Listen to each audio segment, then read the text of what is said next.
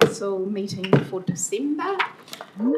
We have already started with a karakia, but we might carry on with whakataka to start our meeting. Sure.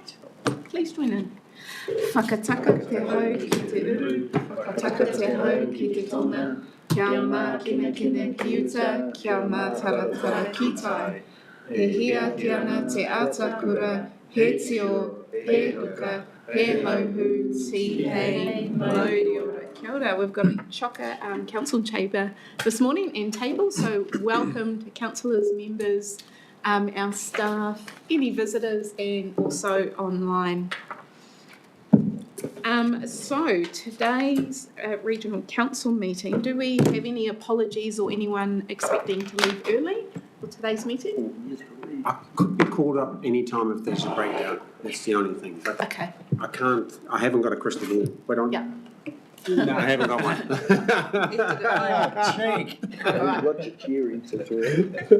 Just let us know when you need to come. Yeah, okay. Any notices for today? No notices. Any conflict of interest declarations to be made? There are none. If we can turn to the 27th of November's meeting minutes. And if there are no alterations to be made to those, Councillor Harding would like to move. Can I please have a seconder to those minutes? Councillor Sears, all those who agree say aye. Aye. Those against, carried. We have no public forum presentations for today, but we do have a very full agenda. 5, call for minor items not on the agenda, please. Kia ora, Chair. One, Hiratonga Water Security. Thank you. Hiratonga Water Security. This is a funny one. 2 from me, Madam Chair. The first may get covered on the agenda. One was in the recent weather event in Wairau and how well the Regional Council performed in that circumstances. And the other was in regards to Hanakoko. Hanakoko. Okay, thank you. You got the date right. got the right month this time. Yeah. Yeah, that's right. Are there any other minor items? There are none. Okay, team, we move into the decision items. So we have Chris, Julianne, and Louise, thank you. Up the front here to present on the implementation of the recommendations from the flood review. Kia ora. Excellent. Thanks, Chris. Thank you, Chair. So I'll just make a few opening remarks and then hand over to Louise to really take you through the key points of the paper, and then happy to have a bit of a discussion, answer any questions. But really to start off, we've got 2 decision items coming up. This one's the implementation of recommendations from the independent flood review, and then the second one is around reimagining our flood resilience for our 2 biggest schemes, being Hiratonga and Upper Tukituki. This diagram here, we've been progressively working on to try and articulate all the work that's occurring at the council in regards to improving community resilience. And as you can see, it's quite wide-ranging, from planning functions and strengthening our planning structure functions to soil conservation activities through Land for Life, through our discussions around our coastal strategy for Clifton to Tunga the fact that we're currently reviewing all of our schemes across the region over the next year or so. There's work on multiple areas in terms of water security, and then reimagining flood resilience for our 2 biggest schemes, as well as delivering our business as usual and other projects funded through Kānoa from our COVID funding, and of course our response to the independent flood review. So it's just trying to show there's a great breadth of work going on, and all of those will have different timings and different engagements with the community, but it's quite a busy space in terms of improving resilience. The next slide there really shows you, from more of an infrastructure perspective, what's happened since the cyclone, and a little bit what's going to happen over the next couple of years. And as you can see, it's been a very busy time, obviously with the Silt Task Force and debris. the rapid rebuild and scheme recovery, 70 odd million spent there. We led the land categorisation process on behalf of the region. We're kicking off some of our rapid rebuild retrofit projects. So, for instance, down at Waipawa, we've scoped that up and the team are commencing that project. We've led all the contracts for our scheme reviews. We're well into our Cat 2 flood resilience new scheme delivery, etc., etc. And on the next page, there's a bit of an explanation on all of those as well. So just wanted to highlight the breadth of work that has happened and the breadth of work across the whole organisation that will continue to happen. And with that, really go into the independent flood review recommendations. And I'll just hand over to Louise to really take you through the key points, and then we can do a bit of questions and answers. Awesome, thanks, Chris. So just to recap from where we've come, Tom, and how we've got to this point. So when we had our first meeting around the Hawke's Bay Independent Flood Review recommendations back in August, the council clearly directed us to focus on recommendations that looked to minimise the risk to the community based on monitoring, reporting and communication. We then worked through all the recommendations, did a sort of one-page overview assessment of what the deliverables would be to meet the recommendations, which we then brought back to you in early December, where we had bundled those deliverables into meaningful projects. And on this diagram, which we also showed you at the beginning of December, it sort of highlights the pathways that we need to follow in order to progress those sort of priority, or where there is biggest benefit to the community to progress those deliverables. There are interdependencies and some pieces of work that need to happen before we can get onto others. So, for example, trigger levels is something that needs to be worked through before we get to flood management plans. So based on your feedback from that workshop on the 3rd of December, we have come up with the recommendations in today's paper, which I won't go through, I'll take it as read, but I have got here the 5 sort of key recommendations for the projects that we think make the most sense to move forward for the next year, so 18 months. Absolutely. Are there any questions on the actual paper? Okay. Thank you, Councillor Harding. Kia ora, Chair. Thank you, Louise. Chris, just my first question is just actually a request. Table 1, page 7, if we could have in Stella a separate version of that one, because it's just too hard to read. So that's Table 1, yeah. There's a better one further down. There's one better. Well, we have that. We can flick back because it was an attachment. Yeah. It's an attachment. And if it helps, if it helps, we can put it up. Withdraw and apologise. The one on 13 is fine. Thank you. Great. Any further questions, Councillor Harding? No, not at this stage, thanks. Councillor Williams. Yeah, thank you. Could you go back to your Gantt chart that was on the slides before, please? Yeah, there, stop there for a second. A couple of questions. Come back. So, I'll ask a simpler question first. Priority actions from the HBIFR are down as commencing at 3 years. That would be February 2026. And it implies to me that we're not doing any of the priority actions before, just... Yeah, no, that should be brought forward. That should say year 2, and actually we've done a lot already. Yeah. But yeah, no. Because some of these that you've just put up for immediate are priority actions. Yeah. Okay.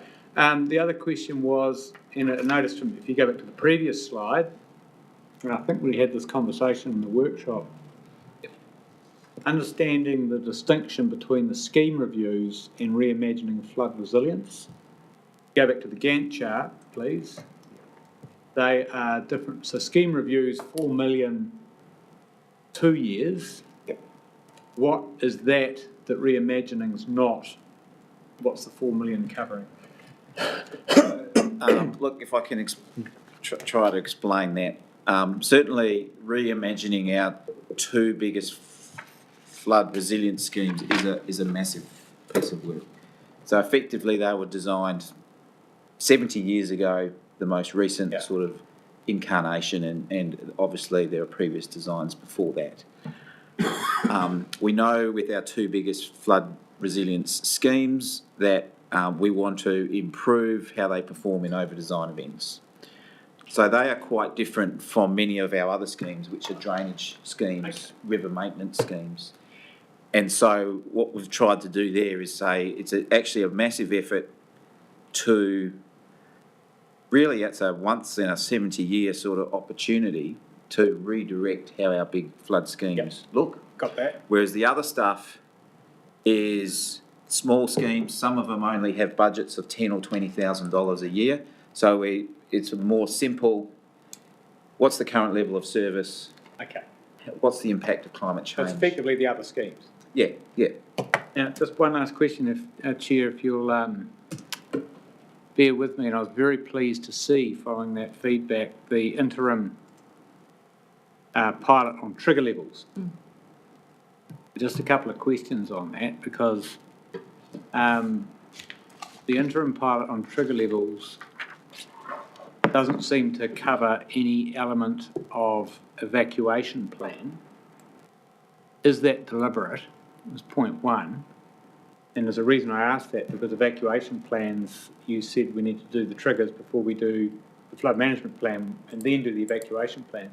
And I guess my question is, if you did some work with the communities to identify interim triggers, wouldn't those pilots also include community-led interim evacuation plans that you'd want to carve out from that deferral of the broader question of evacuation?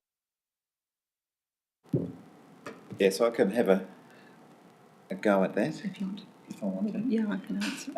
Or leave Louise to So the work around trigger levels, and I think it mentions it in the report, it's work that we have to do with other agencies. So we provide the information for the trigger levels, as in what is the river flow and the rainfall and what is forecast. But we have to work with CEDAM and the TAs and the police and FENS to work out, well, then what? If there is a trigger, then what does the evacuation plan look like? And the evacuation plan doesn't sit with HBRC, it actually will sit with CEDAM and FENS and the police, and we will have input into it. So the first step of the trigger levels project will be to meet with those agencies and work through those steps. And I imagine if we do pilot projects, that will be from woe to go. It will start with the trigger levels and it will work through the whole process. So we'll get through the whole process. But we will have to have that conversation with CEDAM, but I imagine that is what would happen. Chair, if you just bear with me, the reason I'm leaning on this is that the one lesson of Gabriel is that we've developed a culture of reliance. And boy, did we bear the brunt of that, right?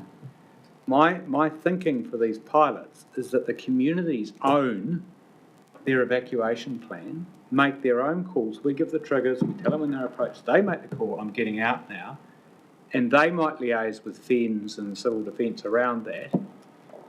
But it really would be that community-led opportunity that I'd like to see. And I noticed the paper didn't have community as a stakeholder in that pilot project. Yeah, but the plan is to include them, most definitely. Yeah. Thank you. Thank you, Chair. Thank you. Councillor Sears. Thank you. Kia ora, Chair. Hilda. I was interested in, too, the flood forecasting system costing.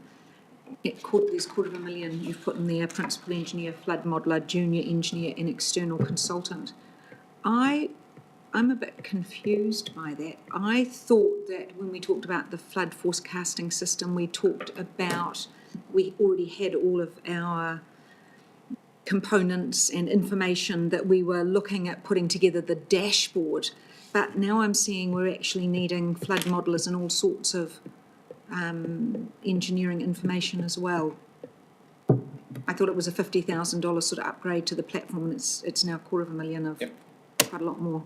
So the resourcing requirements are the requirements to actually fulfil the deliverables. So we have the principal engineer and the flood modeller, but he already has work.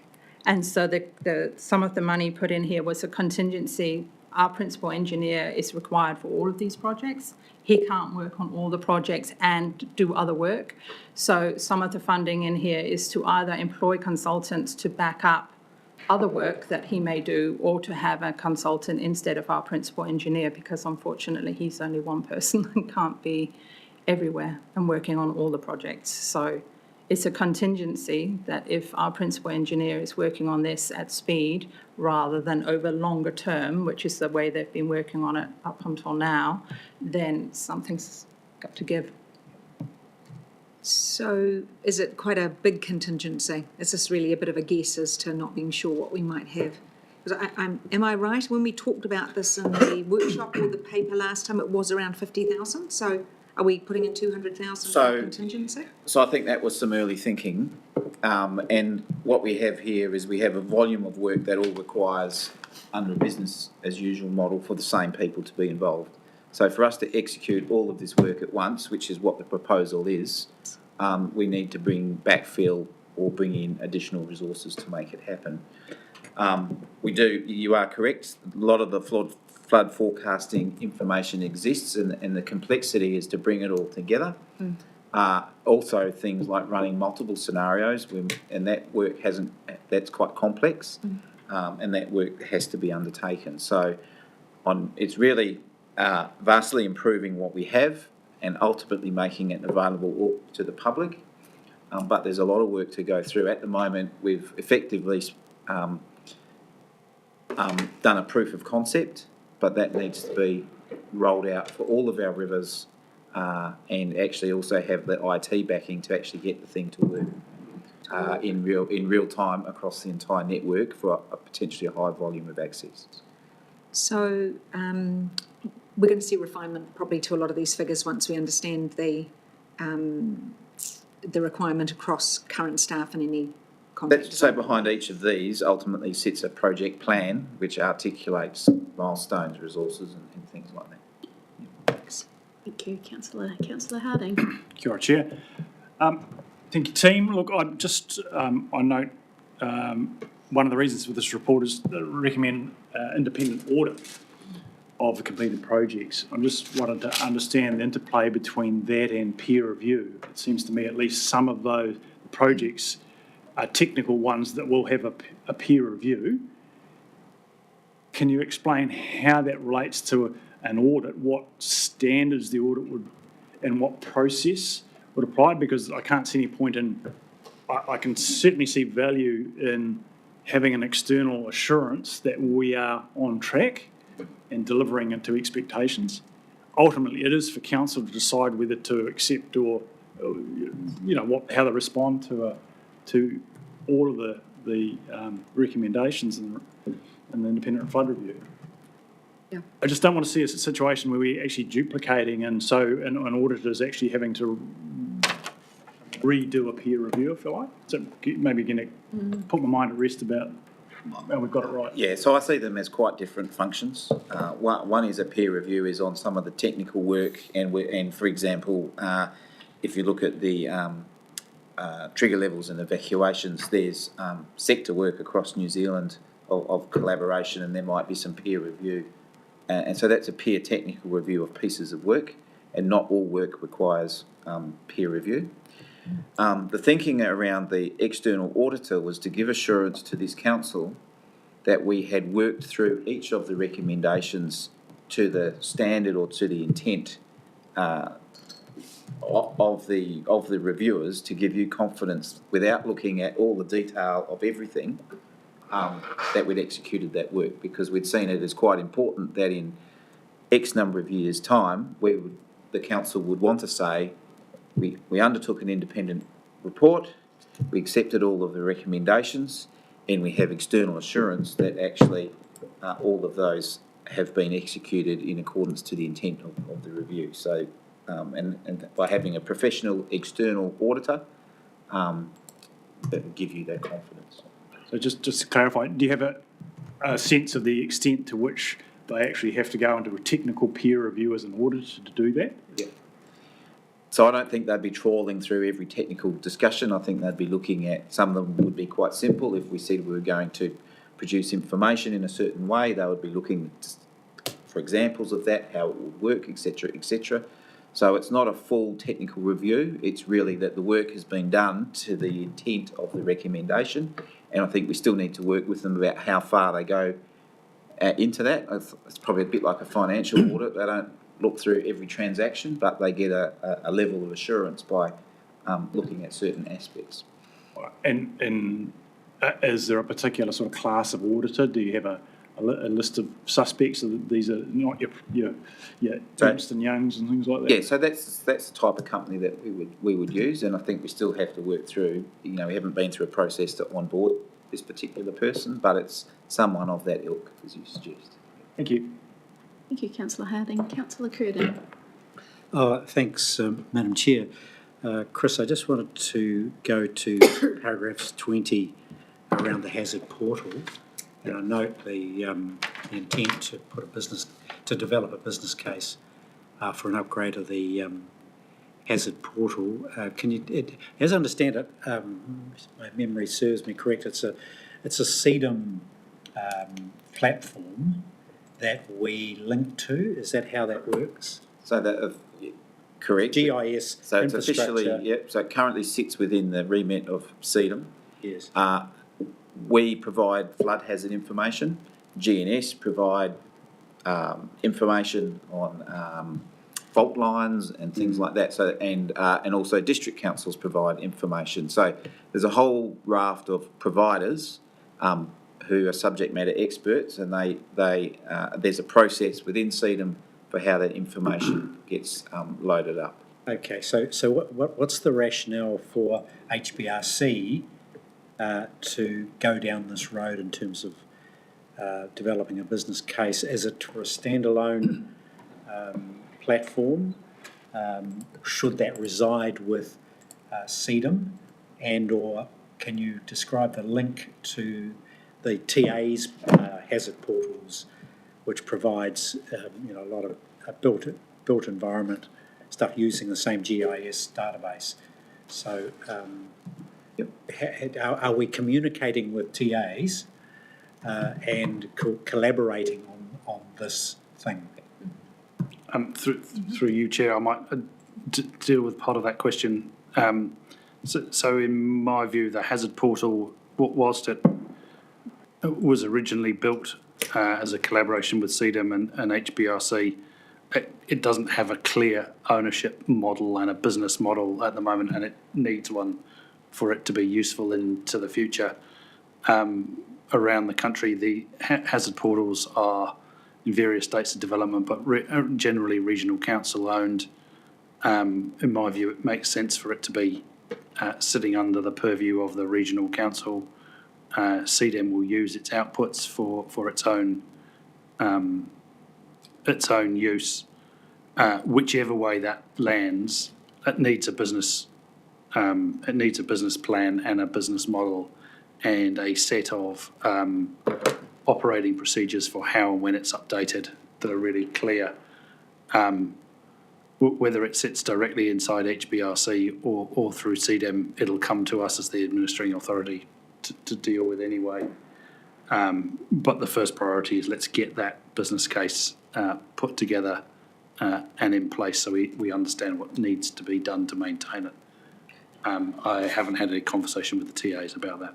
I don't know if you have. So I mean, they're essentially dealing with the same data. So would we, part of the business case, can we make sure that we rationalise this to the best way we can? I mean, it doesn't seem logical for us to duplicate what they're doing across the road. Yes. So we would not intend to duplicate, but a lot of the information is shared through multiple platforms. But it is the primary platform for hazard, for people understanding the hazard profile of their house or their area. Yep. That's not. Yeah, I appreciate that component, but my query is, as a part of the business case, are we making sure that we are joined up with the TAs? I understand you're looking to migrate ownership of the platform HBRC? Is that part of the rationale? And which of the agency's websites, from a consumer's perspective, would you go to? To go to HBRC? Would you go to CEDM? Or would you go to to your TA for that piece of information or an update? So that would all be explored. At the moment, it's its own standalone website, and the key issue is it needs quite a lot of investment to modernise it, and to actually make it get the volume of traffic, to be able to deal with the volume of traffic that it may sometimes encounter. So the business case will address all of those things, which is exactly why we want to do that business case, to understand the funding model, that we have the correct processes for uploading the data, that we have appropriate engagement for when that data, and we have clarity for who's doing what. And so there's a lot of the detail will come out as part of that business case. Thank you. Councillor Roadley. Hilda, Chair. Just looking at the Gantt chart of work ahead, where will we see and the community see the recommendation around river maintenance, gravel extraction, channel clearing and riparian management? Where does that sit in that area of work? So in terms of these recommendations, In case on the Gantt chart, they're not reflected on the Gantt chart. A lot of those things are business as usual that the teams manage. This is reflecting work that has been undertaken on top of what we would normally do, and the gravel and river maintenance is. So where would we see that? So that's so we know that gravel extraction and maintenance of the fairways is a significant issue in the Upper Tuki scheme. So where we would see that is in that scheme review. We can demonstrate there are some commercial challenges in removing gravel, and through the Crown funding post-COVID, we've actually been quite successful. With that funding now ending, we'll continue to have to look at solutions, and one way to do that is through the engagement on the reimagining of those schemes. But at the end of the day, it's a really challenging issue at the moment, and it comes down to policy positions of this council. At the moment, our policy on gravel extraction is that we don't rate our scheme participants for that maintenance activity. It's an essential maintenance activity to maintain the nameplate capacity of the scheme, but we rely on industry to work with us to do that work at no cost. If we decided to fund it, then we'd have different answers, and I think these are the issues we need to work together to resolve. But it's not as simply as taking out more gravel. We've spent over $8 million in Central Hawke's Bay in the last 3.5 years, just taking out gravel. Granted, and I accept that there is the gravel is a considerable issue in the Upper Tuki. What actually I was referring to is the riparian management, which there is general public who are looking and seeing the number of trees, particularly within the scheme, inside the berms, that were small trees which are now large forests, and how that interferes with the conveyance of water. Yep. And where obviously it's gone from it's not BAU because it's turned into a huge problem. Where are we addressing this in the coming years? So again, through the scheme reviews and through reimagining our rivers, engaging with our communities to understand that trees are part of the environment. Trees they're actually, in terms of edge protection, a very necessary part of the scheme in that they protect the stop banks, and that there's also obligations on private landowners where trees are in streams that go through their particular property. So again, we can socialise all of these issues, but again, the scheme reviews calculate capacity of those schemes, and I don't think we'd want to see no trees within the Head-of-Tonga rivers. And so it's a matter of working through when are trees a problem, when are they beneficial, and that we can communicate that with our communities. Because we're not subscribed to taking every tree out of the Head-of-Tonga scheme. That would be a disaster. We also have obligations around the environment. We have environmental enhancement obligations. We have biodiversity obligations as well in many of our schemes. Any further questions? Councillor Van Dyke. Just to comment on the Hazard portal, we are going towards a level of where people are able to look at their own safety and make decisions on their own safety. I just, with a caution, and it's nothing to do with the paper, but just with the caution is that we've got 100,000 people on the plains. If we let everybody make up their own mind what they're going to do during an event, it's going to be mayhem. It's just, we haven't got the infrastructure. So I think it is good that they actually can see what they're into, but we actually need to manage that, because if we do that, we can actually assist communities safely to exit. If we just let them do it themselves, it will just be mayhem. And we've seen that in the States, where sometimes it's just complete gridlock and whatnot. And if the fault line goes, who knows what will happen? That will be very difficult. But I think we need to just be careful that we don't actually give it to the community to decide, because once again, they'll be screaming at us in the halls, you never evacuated us, you know, as they have done. And I get where they're coming from, so I'll keep that in mind. Thank you. Thank you, councillor Foley. Thanks, Chair. Thank you, team. Chris, you mentioned about the scoping up of the Waipawa Stop Bank. Yep. In the review, there's various recommendations, some of them referring to design changes required, and one of them I can think of is the access tracks where they come off the stop bank and point upstream, and so it's kind of almost like a funnel to funnel the water up and over, and they talk about directing them downstream. When the scoping of work, when this work design is being put together, they're going to address all those various design points in the review that have come out? That's correct. So I think in some of the detail reporting against those actions, that's precisely what will happen. Those observations will go into how we design infrastructure and whether we need any localised additional freeboard or anything around some of those infrastructures. So that just needs to be worked through, but it's certainly been taken on board, along with management of those access areas as well, which was also noted.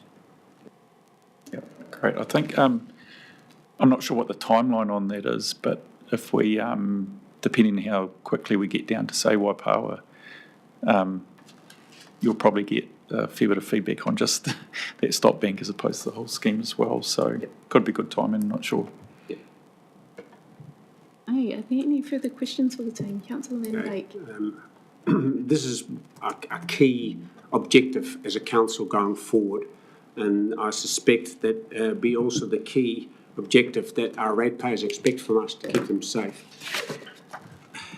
I haven't seen it and I've asked for it. We've got now an opportunity. We've had a crisis. We're sort of still in a crisis. We understand it's still very clear in our mind what happened almost now 2 years ago. Are we using other thinking than the thinking that exists within this building or the engineers that we've worked with? Are we using outside thinking to have a look at what we're doing? Because we've got an opportunity. And nobody will say, well, that's just absolutely stupid, because we all know that this is a crisis, and we now got an opportunity to really reimagine what we're doing here. Is that happening, or are we doing the Einstein scenario again, you know? Doing the same thing over and over again and expecting something different as an outcome? So I'd say it's definitely not number two. We're not being traditional in our approach. In fact, the next paper articulates our engagement plan around reimagining the rivers, and that's where we see a much broader toolbox of solutions. But we need to engage our partners and communities around that as well, because there's potential major changes to impacts to land in certain events. It certainly has the potential to move away from the traditional New Zealand solutions. And I think we've articulated through the work that Tonkin and Taylor have done, acknowledging we have a starting point. There is a broad suite of solutions that can be looked at. So I think we're partially of the way there. Have we gone to the Netherlands and asked for them for their water directorate to have a full review of our situation? We haven't gone to that extent, but we're certainly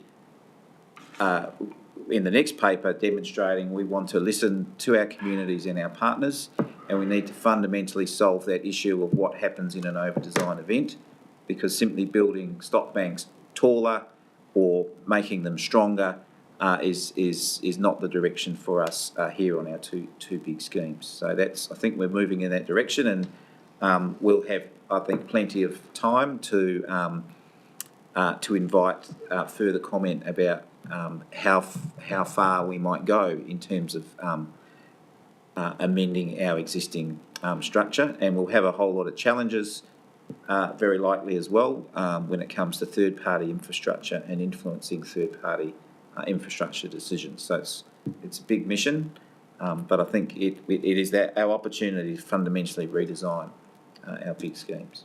Thank you. Thank you. If there are no more questions, we can pay attention to the recommendations. And I'd just like to note, I think the team's on the right track with bundling these groups of actions. And essentially, you are asking for our endorsement in the recommendations to focus on these areas outlined, including an auditing process done independently. Yep. And also noting, Chair, that there's certain areas that we're suggesting will be done in the future. So it's also, I guess, getting endorsement from this table that we're not trying to achieve everything all at once. And those future items will be consideration of future discussion and future funding opportunities. Thank you. Councillor Williams. Yeah, look, I think in the recommendations there's a reference to option 1. If I've got the right paper. We're on item 6. So I'm on my paper ahead of myself, am I? Yes, I think so. We're on item Sounds like 6. Page 11. Okay. Yeah, got you. Sorry. Okay. I just wanted to make sure that we picked up that point around on the pilots for triggers involving the communities, and appreciating Councillor Van Beek's point for those small pilot communities like Esk and Papawhai. I think we could work out a community-led evacuation response that isn't going to chop the whole thing up, and then sort of see how that works, and then think about how it works for an urban centre from the back of that. So I just wanted to make sure that was kind of clear on the face of the resolutions. Thank you. Would you like to move the paper then, Yeah, Councillor Williams? I just have a question on those, Clarification? just on the recommendations. Recommendation 8. I'm struggling to understand where that's coming and going to. Agrees to direct the CE to direct staff to continue with the following 2 operational activities. Please note there are no identified funding requirements for these activities. Risk and hazard information for LIM reports. And resource consent planning related to flood management. Yeah, if we could can we have further clarification on Resolution 8, please? Yeah, so there are new regulations coming through that say that the Regional Council have to inform the TAs of hazard information for them to provide on their LIM report. That is something that we will have to do. It was also something that was referenced in the HBI IFR recommendations. So that is work that we will do, but there is no cost as such yet identified around that. So it's really to indicate that it's work that's happening, it meets one of the recommendations, but we're not asking for any funding. It is a recommendation that we will meet. And the same for the resource consent planning. So one of the recommendations speaks to our consents team reviewing consents for infrastructure in waterways. So existing consents that have been issued for culverts, bridges, etc. And so the consents team can go back and review some of those. Most of them are land consents, in which case they're a one-off. Once the infrastructure or culvert has been put in, then there is no longer a consent there to monitor, but they will do a check. Sure, okay. That's probably the area that I've got a question mark over, given the future development strategy and likely resource consent planning around flood management and give the obvious. So the chestnut. reference in here is retrospect, go back. Just Yeah, it's retrospective? retrospective. So there's no expectation of, is there sufficient budget in play to cover off future, over the next 6 months or 12 months, for example, enough money in play to meet the requirements of that, of resource planning related to flood management? It's time for the consents officers to go back and read over the conditions of existing consents. So it's It not, doesn't look future, It doesn't does look it? forward. No. where does that money come from? Do you know? Is it absorbed into BAU? Yeah, yeah. BAU. It would be, yeah. Obviously. Thank you. Councillor Harding, Just going to offer to second. a seconder, thank you. Councillor Williams, would you like to speak? No, I think it's been a good conversation. I've shared my thoughts about the trigger levels and pilot, and happy to leave the paper to speak and the discussion today to speak for itself. So, Thank you, Chair. Councillor Harding. Yeah, look, just very briefly, I want to compliment staff on an excellent paper. It is in a concise way. It brings together clarity and it creates a great record. What we'd agreed to, I think, staff have done an excellent job of condensing the independent flood review into a simple to understand and coherently staged set of responses. So congratulations. I'm really happy to see this come to the table. Thank you. Councillor Van Dyke. Yeah, I actually have got a question still, and that's point 7.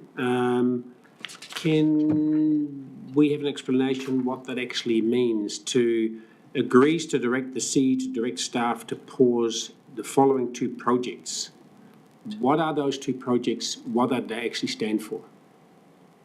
I'm happy to comment on that. So the first one is the public use of rivers plan. So in the review, there was a comment about river access areas and where they were popularly used, and also the impact of motorcycles and four-wheel drives and things on some of our assets. So we previously embarked on a public use of rivers plan, which was effectively a plan of how all of the recreational, cultural, all the users of our river areas that we're responsible for in terms of flood resilience, that there's a plan for how different interests can access their areas, about how we deal with security, which is like gates and fences.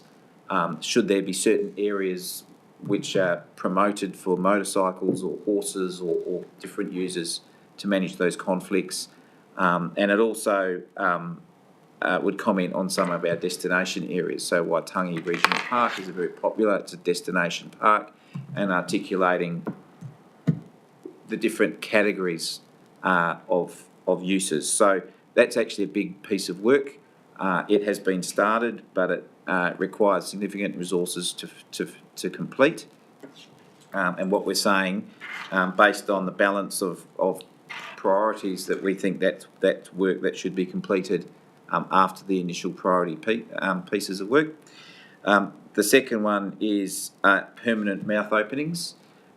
So what we are doing is working on our existing management practices. So that's where we monitor. I think there's 18 river mouths in the Hawke's Bay region that we monitor.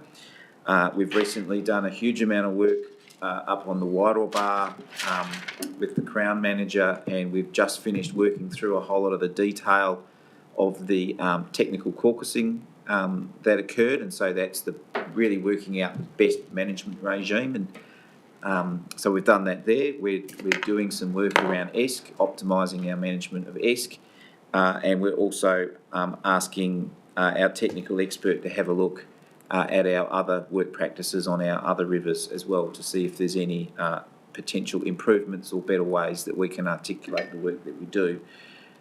This relates to permanent river mouths, so this is having groins or other structures again. So we see that as we can't do everything at once. So we're working on on our operational plans for opening rivers when they're closed.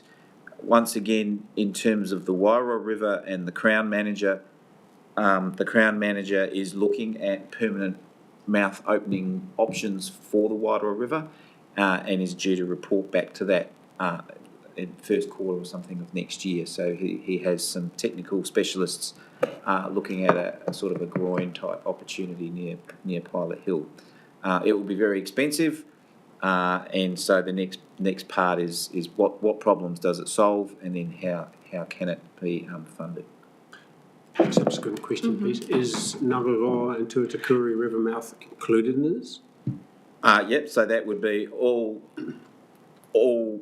I guess we have to define the work, but this is tied into, so permanent mouth openings. What we know with the Tuatakuri and Ngāroa is that the Tuatakuri mouth is often closed, and that's through design where both of those rivers come into a common mouth, and that's to improve the operation of that mouth. So we'd, I think, have to look at the detail of the scoping on that. I think the more significant issues on that scheme will be revealed through that reimagining the scheme and the technical analysis there. Yeah, because definitely from, like, even yesterday, the elephant in the room from Pakawhai residents and ratepayers who are still remaining there, that's the elephant in the room for them, you know. Yeah. So for them to see a pause on that, you know, even us talking about in 2 years' time, that's already 2 years too late for them. So I just put it on the table. Yep. Okay, any further speakers? If there are none, those recommendations up to 10 are on the table. All those who agree say aye. Aye. Those against, carried. Thank you. Thanks, team. Okay. We move on to our next item, which is reimagining flood resilience.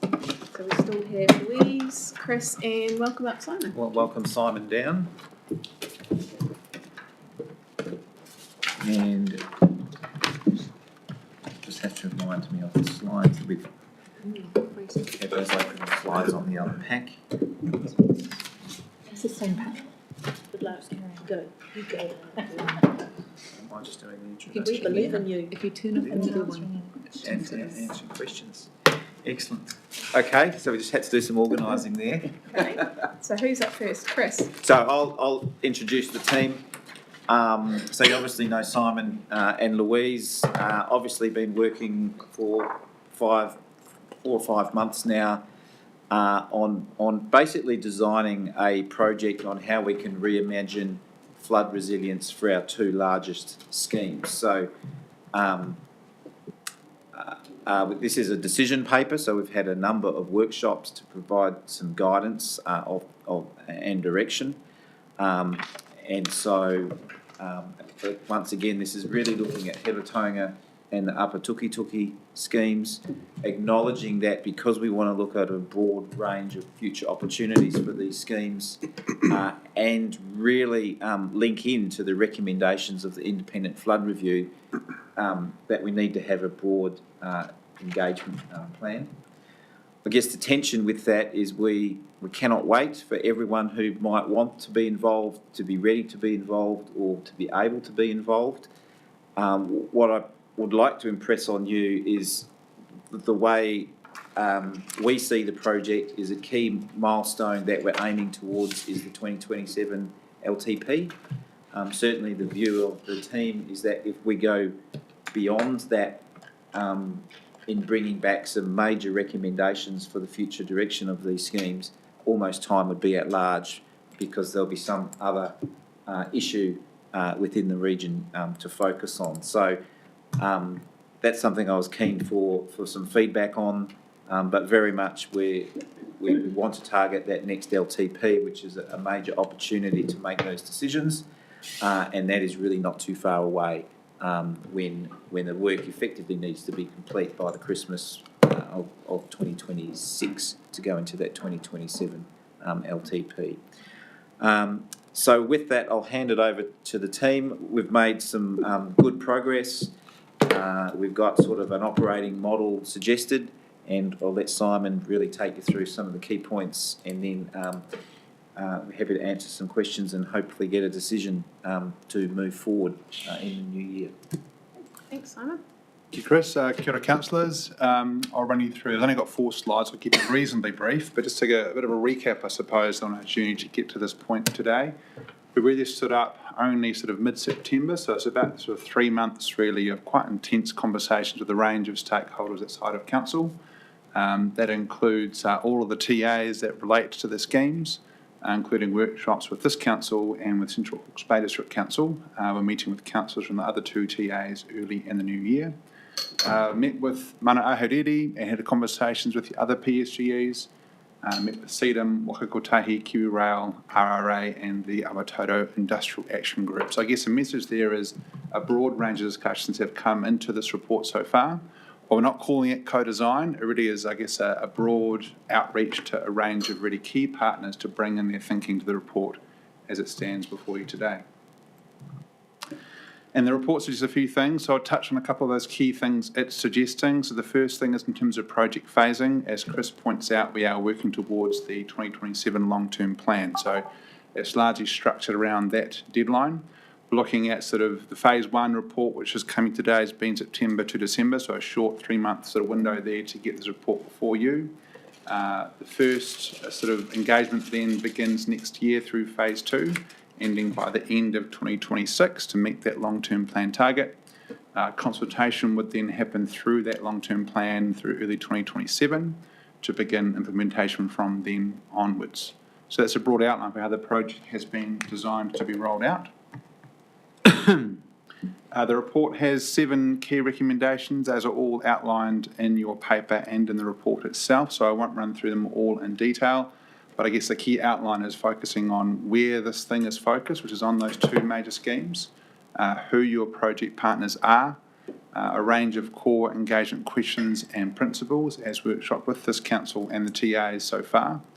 And as Chris points out, the need to make some progress. So suggesting that while we haven't quite landed co-design, we should still push on with getting the project set up and then perhaps revisit co-design with partners once we're up and running. And to make sure we make some good progress on this, report finalises an action plan for the first half of next year to really drive some forward progress on these things. It suggests making the project control group formal. This is an internal group within council that's chaired by Chris and has cross-council membership. We'd like to get them set up and formalised in January.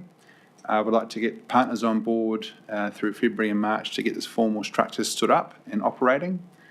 To then circle back through to conclude the co-design discussion through March and May, and really looking to get set up to engage with the community more broadly from the middle of next year. And this slide we've just put in, this reflects what the recommendations are in the Hawke's Bay Independent Flood Review. It's quite small, I can read it out for you, but this is in essence where this project has come from. So the HBIIFR states that the sense of community and local understanding of what happens during extreme flood resilience events is something that HBRC needs to harness as it works towards improving the flood resilience in Hawke's Bay. The networks and knowledge within communities need to be integrated with the council's approach. And the 4 specific recommendations that speak to this are: when designing new flood management works or improvements to existing systems, HBRC should consider the evolving best practice of making room for the river in terms of lateral erosion and floodwaters. For example, secondary systems, including spillways, diversions and storage areas, should be considered with the objective of directing floodwater to identified areas with the lowest consequences to the communities of Hawke's Bay. In addition, these solutions should have known performance in super design events that enables effective management, including precautionary evacuations where appropriate. HBRC should communicate and collaborate effectively with communities, mana whenua and stakeholders in the development and implementation of flood risk management solutions for areas subject to flood risk. HBRC should make more and better use of local networks and knowledge that exist within communities as it leads the process of developing comprehensive flood risk management solutions and implements the physical works needed to improve flood resilience in Hawke's Bay. And lastly, HBRC should develop a collaborative process of developing flood scheme design involving the regional and district councils, mana whenua and the wider community. So the aim of this project is to meet those 4 recommendations from the HBIFR. Okay, Yeah, is that thank the you. end of presentation? Okay, we'll open up for questions. Councillor Could you go back McIntosh. to the second slide, please? This one? Yeah, Oh, sorry, too far. no, that one, yeah. Phase 2 engagement and option assessment. So do you mean as part of that, does the option part of that mean that you are providing options as part of the engagement? Yeah, what that means, actually, it's explained a bit more in the report. When I say the report, I mean this report itself. And it talks about the things we'll be doing in stage 2. It's really about working with communities on what the options are and then testing those with them to come up with sort of a preferred way forward. It's an option testing, optioneering phase. Yeah, okay, so is that a bit like what we did in Wairau about a month ago when there was a public meeting there and all the options were presented to the public meeting and then it drilled down into the ones that they preferred? That sounds very similar, yes. Okay. So that's good, because I think if you're engaging, people have got to have something to react to, otherwise it's very hard for them to come up with the idea.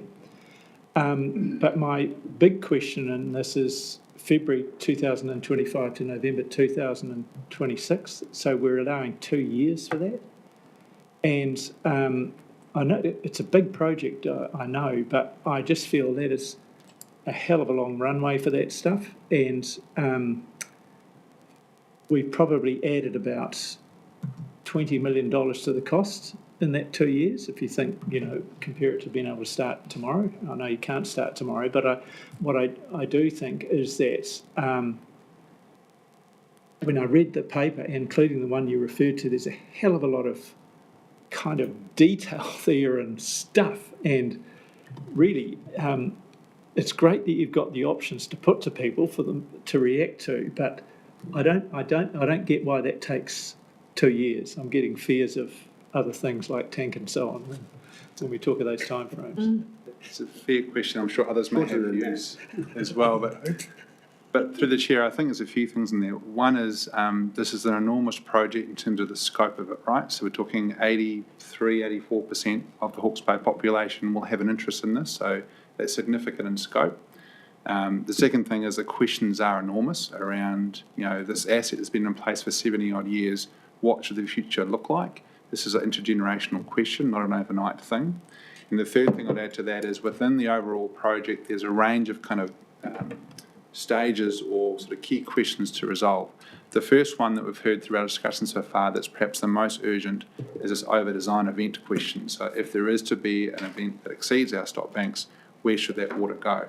So that's likely to be the very first question that will come off the ranks in terms of engagement, and I'd expect would result in an answer or outcome to that within that period that we're talking about there, alongside those longer term questions. So I suppose I'm trying to highlight that this is a very big project with a big scope and some very long-term questions, but within that, also some really critical and urgent questions to make progress on. We certainly heard, particularly from Central Hawke's Bay District Council, councillors, this concern about, too much engagement, not enough action, basically. So we're very mindful of that as well, and looking for ways to make meaningful progress whilst taking people with you. So it might look like a long period in the calendar, but there's a lot to get through in that period with a lot of different people. Anything to add, Chris or Louise, to that?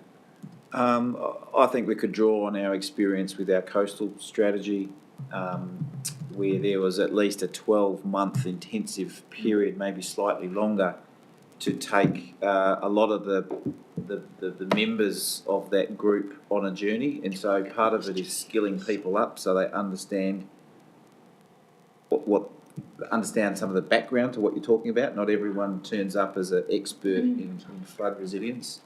And there's a number of decisions they may want to make along the way, which is iterative, about, what are the important, how would you assess different options, what's most important, what's the lens in which we should compare options, etc., etc. So I think on the coastal strategy, it was well over a year of, monthly sessions with these stakeholder groups, which was quite intensive to get that buy-in and ultimately come up with quite a robust plan.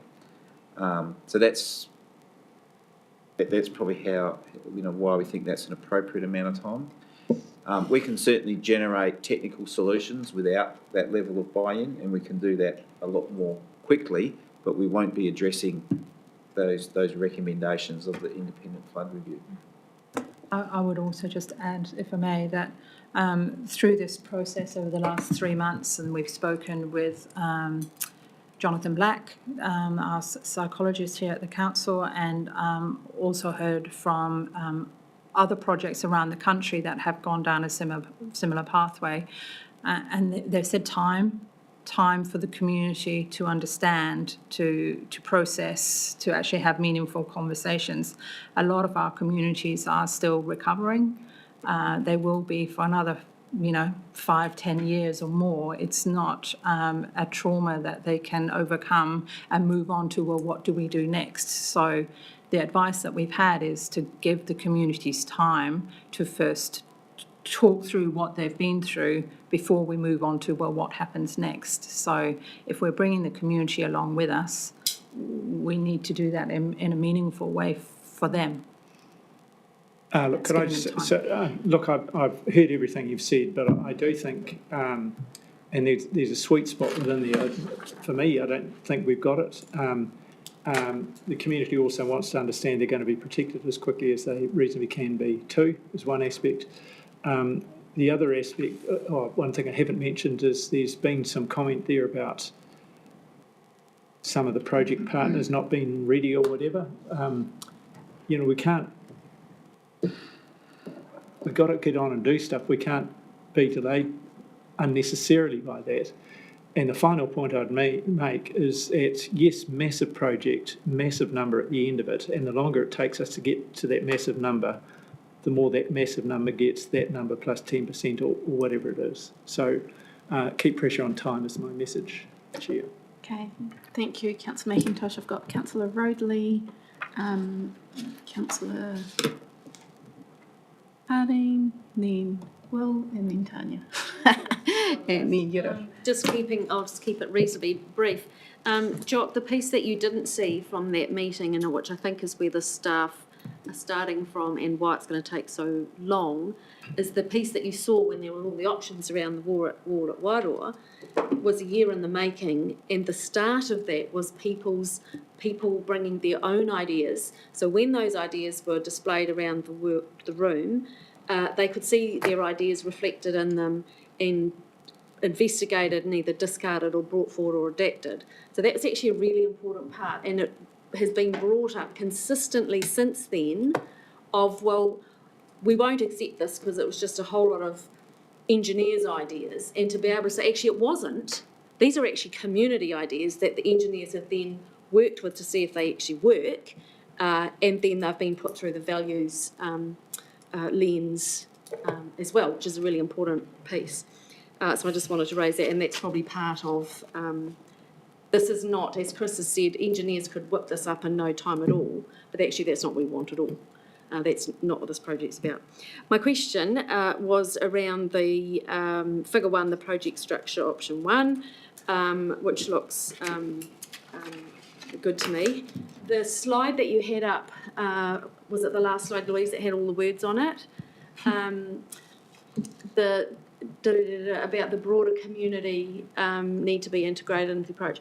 So where am I seeing in the working group, and I take your point that it's a staff working group, but where is the broader community represented in the staff piece and in the actual working group piece?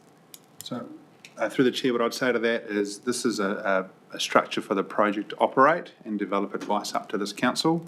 That will be directly informed by all of the engagement that happens as directed by this group. So this is a group that oversees a project and feeds up advice to the council. It's not the engagement vehicle, if that makes sense, in terms of working with communities. Yes, I take your point. But what I'm not seeing is that piece, and I don't mean just Joe Bloggs on the street, but there must be, whether it's landholders, other key community, broader people that could be equally as important to have as part of directing this working group. And I'm unclear about whether there should be a governance aspect, even though I know it's staff, but actually providing that governance lens in there. That's actually just more of a question of my mind that I'm playing around with rather than a Sure. practical. Just two things briefly in response. I think in terms of that community involvement, I totally agree with you, and that's where things like a panel or an assembly would come into play, where that involvement would happen. That makes sense in feeding up to this group. And in your governance question, that reflects the other structure option that's in the main report. There were two options. This one has more of a staff type functional group. The second has a governance one. We heard from this council last time a concern about proliferating yet more subcommittees, and we're mindful of that. We heard also from Central Hawke's Bay District Council that they are strapped for resources, so they were unsure about whether they could commit to something like that. So I suppose our thinking now is more staff targeted with HBRC itself, this table, providing that governance function. Not to say that's the only way to do it, but that's at the moment our current thinking. It's yet to be tested with other partners either, so I'd note that too. This might evolve a little bit through those further conversations. Because you started the place with many of our mana whenua partners don't have capacity to be here, so will these be empty seats? Is that what you're saying? You're welcome when you can, but we'll hold the seat for you for when you get there? It's probably a separate question, and this goes to the point I think that you made around timing, and if we wait for too long to get the right people in the right seats, we're losing time. So there's a sweet spot to hit there around making sure we have partners on board, but we aren't waiting too long to get that set up. So our plan at this stage in the early new year is to continue these conversations around, righto, here is an option for a governance or management structure for this project. Our preferred option doesn't need direct government involvement, but let's test it out further, and we'd hope to make sure we get those people in those seats as early as we can whilst trying to make progress. Haven't got an answer now because we haven't opened that conversation yet, but it'll be a conversation to have around trying to make progress whilst bringing people with you, with not being left behind, if that makes sense. It's probably also worth noting our councillor champions would be engaged in that staff working group, so they would be intertwined there, and then obviously a whole raft of the issues would be brought to this table as the decision maker, as key decisions or key positions were determined. So that's probably what you can't see in this picture here. Champions, I like the sound of that. Councillor Harding. Kia ora, Chair. Look, I'm on page 35 of the main report, which has a more detailed action plan, really, which lays out a bunch of steps in the next phase that we're talking about. I'm looking at item 3, co-design, project foundations, confirming principles and core questions. I want to understand to the extent to which the team thinks that we can go out and communicate a vision.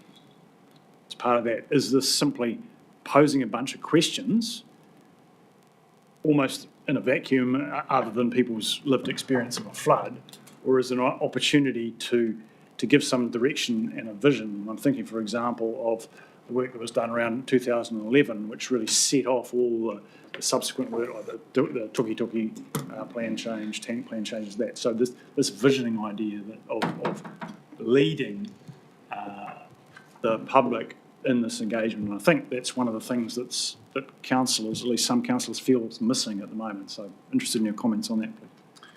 Sure, thank you. Absolutely there's a need for that. I would point you to, if you recall, we had those key engagement questions, just trying to find it in the report, where we talked about, here we go, page 18 of the report.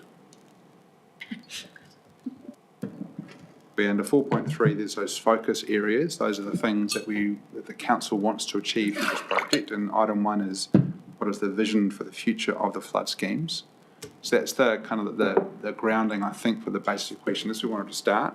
That's been translated into, in 4.4, more of a community-orientated question around what do we want flood resilience schemes to deliver for our communities now and into the future. So certainly I would see that would be the place you would start your conversations, both within this council and externally. Okay, so just to follow up on that, how do you envision engaging councillors in that visioning? Because I think that's where councillors want to be. Well, certainly I think the the decision we're asking for today is to get this project structure stood up, right, early in the new year. So that's the decision we're asking for.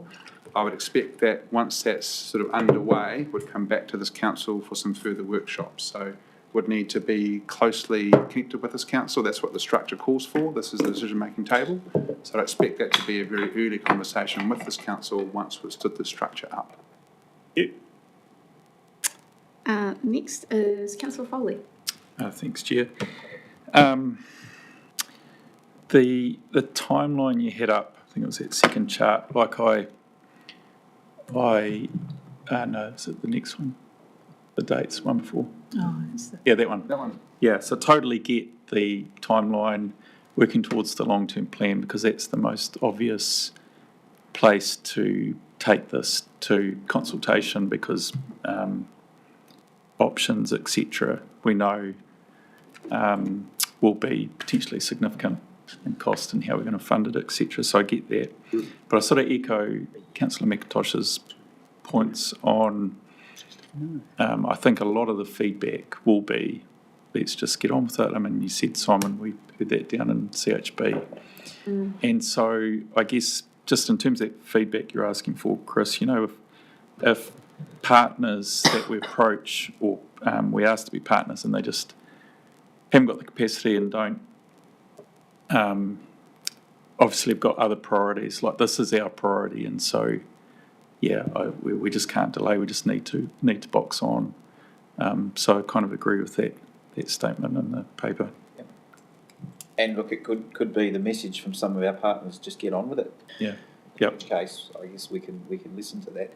And I think certainly for Upper Tuki scheme, that it is smaller and less complex than Hetatoni, so we don't necessarily, there might be some early deliverables, and I think we'll always be looking at how we can bring things early, but we're just trying to articulate it can be quite an intensive process if our partners want to take up that opportunity of participating in the process. Tanya. Kilda. Kia Simon. It's not uncommon to have tangata whenua groups, PSG, about being stretched, and I know that quite a few of them, ourselves included, have only recently recruited tile teams. Could you turn your mic on, Tanya? Oh, sorry. So I was just saying that this is a common theme, as we know, through the hazard strategy development, coastal hazard strategy development, that tangata whenua groups are often really stretched and find it challenging to engage. But I do note almost all the PSGs, if not all of them, actually have now got tile teams. So we've noted that Māori are disproportionately affected by floods, and we're noting that the project partners are stretched, focusing on the PSGs and tangata whenua, and that we're hoping they might be able to hook into the engagement in this next phase. But how do we know that's going to happen? It's kind of like not a strategy. Well, my husband keeps telling me hope is not a strategy, but it sounds like hope is the strategy, you know, for this one. So I'm just checking in how we dig underneath that and actually try and make it happen. But I acknowledge it's an ongoing challenge. Yeah, kia ora. It is a great question. Te Warama perhaps could add to this. She's been involved in lots of those direct conversations with staff from all the PSGUs, so perhaps Te Warama. Hi, tēnā koe Tanya, tēnā koutou councillors. Some of the early conversations that have happened with both Mana Ahuriri, Tamati Pōkai Whenua and Ngāti Kahungunu Iwi Inc. Indicated quite early in the process that there's definitely operational capacity to contribute to this engagement piece. I think some of the earlier conversations we were having were around an entire governance structure, a fully comprehensive project partner throughout the whole piece. So in that capacity, there is confidence to an extent that once the ability to influence this engagement process is clear to those three partners, that we will have contribution from them. So, in short, what does that mean, sorry? That, yes, operationally, the tile teams of those three entities have capacity to contribute to this process. Great. Okay, cool. Thank you. Great. So just on that, the governance of those entities weren't able to commit any time, but the operations are. That question that hasn't been put to them as explicitly as that just yet, but I think the conversation's been happening at an operational level, so between myself and the operational teams, and we will continue that conversation as it progresses. Can I just ask one little follow-up question, totally different, bit of a kaupapa, is around the options that are being put forward. So the one in the recommendations, I think, was option 1. But will you put option 2? Because I think they have different considerations that tangata whenua groups might be interested in. Yes, that's the intent through the chair, to put both through them. I think this table's been clear of this council's preference, which is what's in your paper now. I think if your partners felt very differently, I would need to bring it back to you to say, this is the feedback, how do we respond to that? But I think we should put both options to them, refine as we need to, and come back to this table if there are any major changes proposed. Yeah. I heard Councillor Van Beek and then Councillor Williams. Okay, good. Thank you. I've learned something new. Apparently, we're going to consult with 100,000 river engineers. That's what I'm getting out of this, okay? And I'm totally opposed to that whole line, that project line, and I'll make it very clear right from the beginning.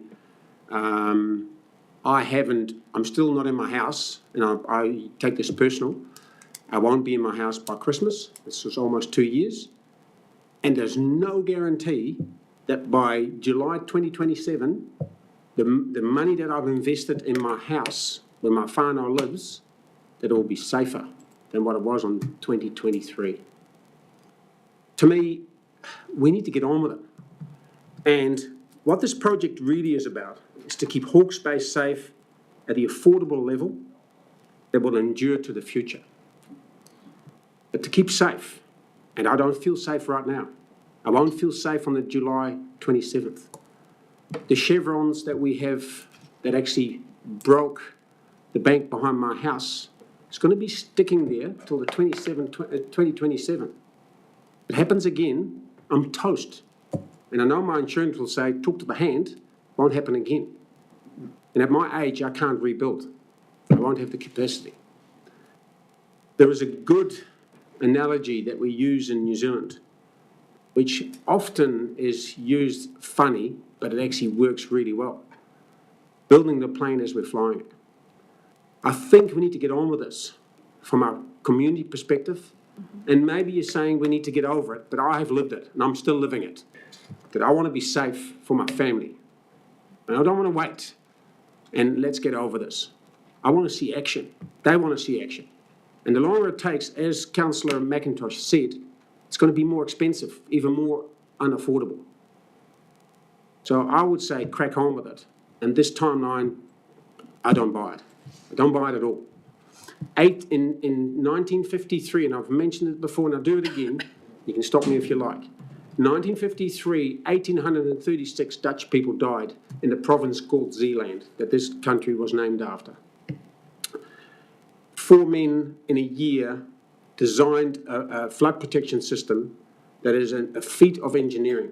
And yes, they made mistakes and they changed things around for the future, for the environment. But they now take busloads and busloads of people there to have a look at what a major engineering feat it was and still is, 1953. I would say get some good brains onto this, $5 billion worth of damage, to really invest into a good future that we feel secure is, for me, the top priority that we need to get out of this. So that's my view on it. Okay. Councillor Van Beek, you're looking for shorter timelines. Do you have a preference of how the engagement should go? I think we need to start putting straw men up by people who understand what this was 70 years ago, what was developed, what it needs to look like in the future, not now. And I said it yesterday in Pakawhai during the meeting. We should not look at a scheme that can cope with Gabrielle. We need to think of a scheme that is beyond Gabrielle, because we always make that same mistake. The last worst flood is what we build things on. We shouldn't do that. We should actually go further. Because in Holland, and sorry that I refer back to it, that's my roots are where I studied these issues. They now have 1 in 10,000 year flood events. That's what they base it on. And you may say, yes, they are wealthy and whatnot, but in 1953, they were bankrupt, gone. Okay? It is possible. We just have to be more imaginative in how we go about it. And giving room to rivers will help us wherever we can. It's not going to be an easy discussion, but that's what we need to do. So I think we need to actually bring that consultation in conjunction with us planning what it could look like. And hopefully in that way, we're actually building the plane as we're flying it. I'm not sure whether that's possible. I'm not sure whether the community is up for that, but I think that's where we need to go. Because give them an idea, and then they can see whether it will work, yes or not. And we need to take into consideration what the independent review panel gave us as wisdom as well. We have communities that are more affected by floods than others. And we need to take that in consideration when we actually put, let's call it the straw man up. Thank you, Councillor Van Beek. Councillor Williams. Yeah, I don't know. That's entirely taken the rug out from underneath everything I was about to say, and I don't want to do any disrespect to what. Go for it. I don't have a problem with it. It's sort of a mixed question and a comment. The unfortunate reality is this council isn't building anything new beyond our NIWI projects for the next 3 years, right? That's the unfortunate reality.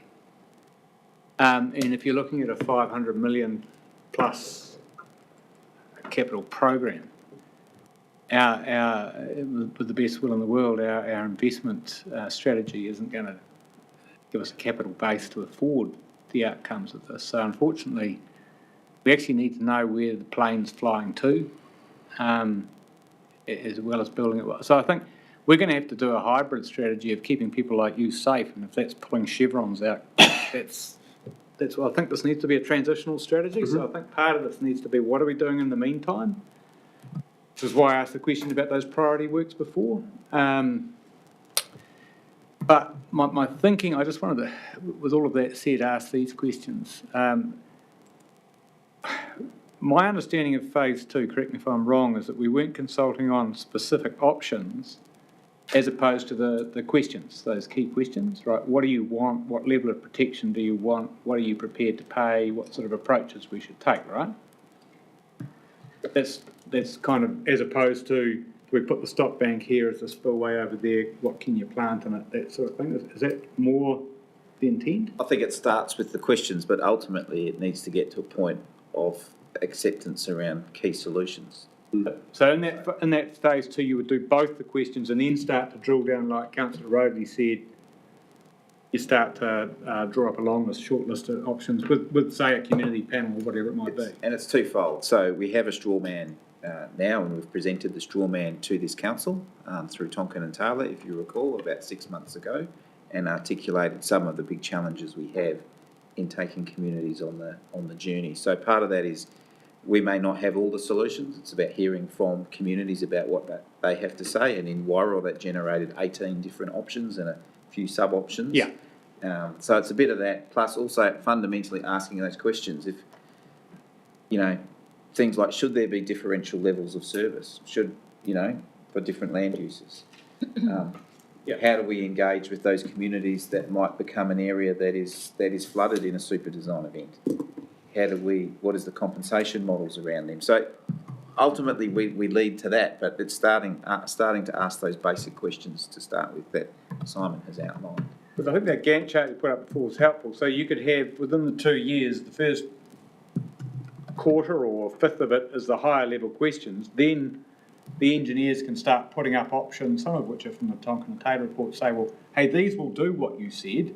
Which of those? So at the end of the 2 years, you could actually have done some optioneering so that when we come off the NIWI projects, we can start rolling them out subject to funding, right? That is certainly the vision of this project, to get to the next LTP with a reimagining our big flood schemes so that there's sufficient social licence around the thinking to move them forward through that consultation. And we just don't put up a vastly different philosophy in managing floods that no one's participated in the conversation. Okay. The last thing I'll say, just to reiterate then, it will be really important to be telling these communities what we're doing in the interim on the priority projects. Given that this is a community visioning project, I was frankly surprised, and certainly surprised, Simon, to hear that we decided option 1 was preferred. Because, okay, I get Central Hawke's Bay or Wairoa might not have staff to put into this, but I would have thought we needed some councillor involvement.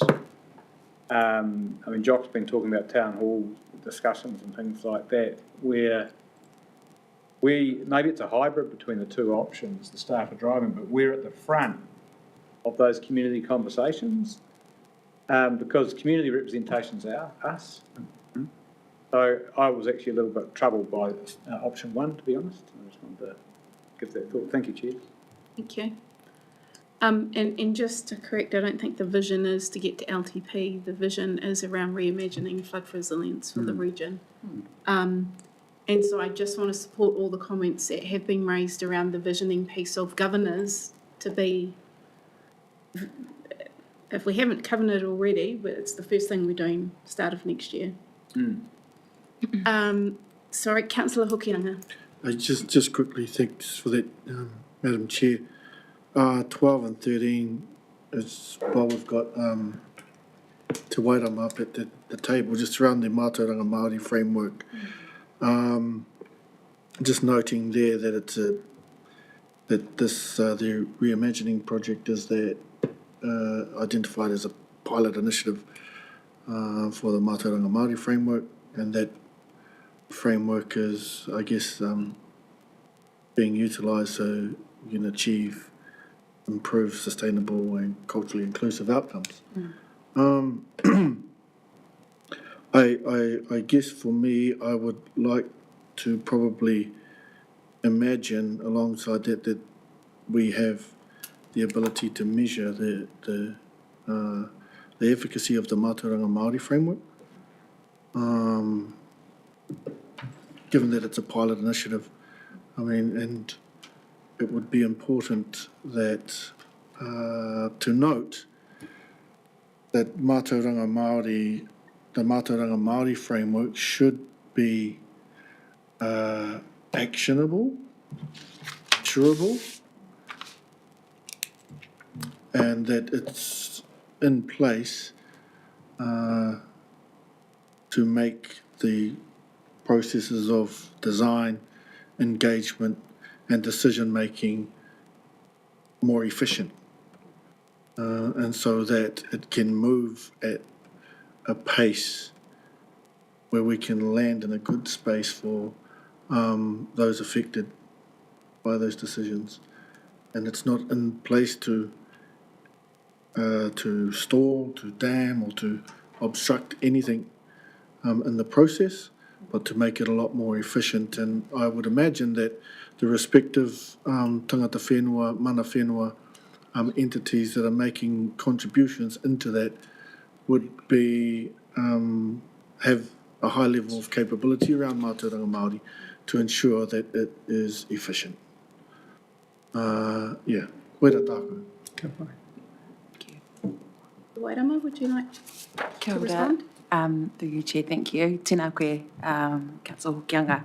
The Mātauranga Māori framework is an operational tool of this organisation to make accessibility, understanding and the visibility of Mātauranga Māori within our projects more visible to this table, particularly to this decision-making table. So we look forward to utilising it in the reporting processes of this project.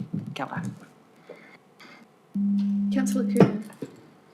Thanks, Madam Chair. I'm not even clear myself where to start on this, other than to say that I'm picking up on your comments, Simon, that it's important to take everyone along the journey with us, with this process. And I would say for myself, and I think several councillors, that your governance team is not on the journey. We're in a different framework, we had different expectations, or at least I had different expectations, that we would arrive not today, but about 3 months ago, had a very straightforward visioning exercise that we could go in public face with. Very straightforward, simple stuff that sent a clear signal to the community that this council was onto it, that we were dealing with this with everything we had. So that sort of visioning statement was probably 2 to 3 pages long. It had very simple questions or proposals to front the community with. What level of protection are you expecting? Here are some of the options, and let's be realistic about this. There's probably about 5 or 6 different things we can do. We can lift stop banks. We can, we can put spillways. We can do these sorts of things, and that doesn't. You don't need to consult on all that, other than once you've made a broad consensus in the community about what level of protection you want and what are you prepared to pay. Those are the questions. The co-design thing is not about that. So I'm deflated that we've arrived today, having spent a lot of money and a lot of time and energy, and to this proposal that was somehow going to line up to a long-term plan process. Well, that wasn't where we started. We started by wanting to have a big picture vision, and I didn't even read past the first line. Reimagining flood resilience of the upper Tukituki and Hiratonga Plains flood schemes. Well, they're more than that around flood protection. It's just not that. There are a lot of areas unprotected, etc. So it was a broad vision of flood protection across the region, and what was this region prepared to pay? I'm just totally deflated by this process. I'd like to see it parked over to the left and start a vision and conversation with the wider community. That's how I see this. I just don't. I can't fathom why we would dive into here without having done that front end of this. It's something that's confounding me, and we need that. It's desperate that we need the community to know that we're onto it, that we are working on this at that higher level. The detail comes later. That would have been a great story to have told prior to Christmas, and 2027, I'll be, sitting by the fireside then and long gone. So. Really? What haven't you told us? Do you have any questions, Councillor Curtin? Yeah. Why did we end up here today when your governors were expecting something different? Well, I think some of your governors were expecting something different. We've gone down a rabbit hole we shouldn't have gone down. Not all. So what I can comment on that is there was specific guidance given by this council table to specific questions, and one of those specific questions at the workshops was it the whole of Hawke's Bay, or should we focus on Hiratonga and Upper Tukituki? And the feedback the project team received through those workshops was to focus on the 2 biggest schemes. Sure. Where's your visioning statement though, Chris? I mean, I hear you, and I knew that's where you would go. Got to do that. But look, that's where we should have started. I mean, what are we designing here? So you know what we're designing. Yeah. This will just carrying on the way down that road, and we'll end up 3 years later and be no further forward. I think one of our big tasks, the first thing next year, is the visioning, which we will do as a council on the 28th. And the first point of contact back with the team is around the visioning part. Okay? So I think the work that's been done is not lost at all. I think we need that place marker for that visioning work to happen. Okay? Councillor says. Not really a question, it's a comment. Would you like that now? Sure. Finished for questions? Well, I want to say thank you. It's an enormous amount of work has gone into an enormous amount of work into a lot of things, actually. So thank you for that and for the attention to detail. And actually, the paper has really clarified for me what I was very confused about. And I think it's the first time we have seen that the Reimagining project was seeking to respond to these 4 recommendations. We actually didn't see that. And I have asked Chris offline and said, still haven't understood what was happening. And for me, the real shame in that is, had I understood actually the problem statement or the leading statement, I would have said, out of those 4 ones, this collaborative process that you've been looking to develop. If I think we'd sat round as councillors at that point looking at that, I would have said the collaborative process, I would have liked to have started that at a governance level with all our partners, not at a staff level. So I think the very first time you came back when we first saw this project, I asked the question, why have you been out having all these meetings with staff, with mana uhuriri and and I really didn't understand. Now I understand what you were trying to do, and I think you've done a good job of it. Unfortunately for me, had I understood what you were doing, I would have said I would have liked to have started with us meeting other councillors, the governors, etc., and come back and asked you, told staff how we would have liked to look at that collaboration. So the big problem for me in this is that even in the recommendations, this whole project now is looking to ask the chief executive, off the base of all the staff's work and all the engagement with all these other parties and staff, to develop a project team to go off and do some work. I actually don't feel, Chief Executive, that I've had an opportunity as a governor to really give my views on how I want that collaboration to happen, because I don't think collaboration is one staff member of ours meeting with a staff person from all these other groups to come together with ideas to come back to try with us. That isn't the collaboration I'd be looking for. I think collaboration can mean a lot of things, and I'd like it to mean us collaborating with our partners on the places that we think we should be going and how they'd like to feed into that. So a lot's become clear to me, but it does mean for me, Chair, that I'd like to probably spend some time unpacking those thoughts with governors and be able to come back and be really clear with the team and directly to Chris about how we'd like to step on. I wouldn't be comfortable with the recommendations as they stand, asking the Chief Executive to establish the project group. Okay, thank you, Councillor Sears. Councillor Harding.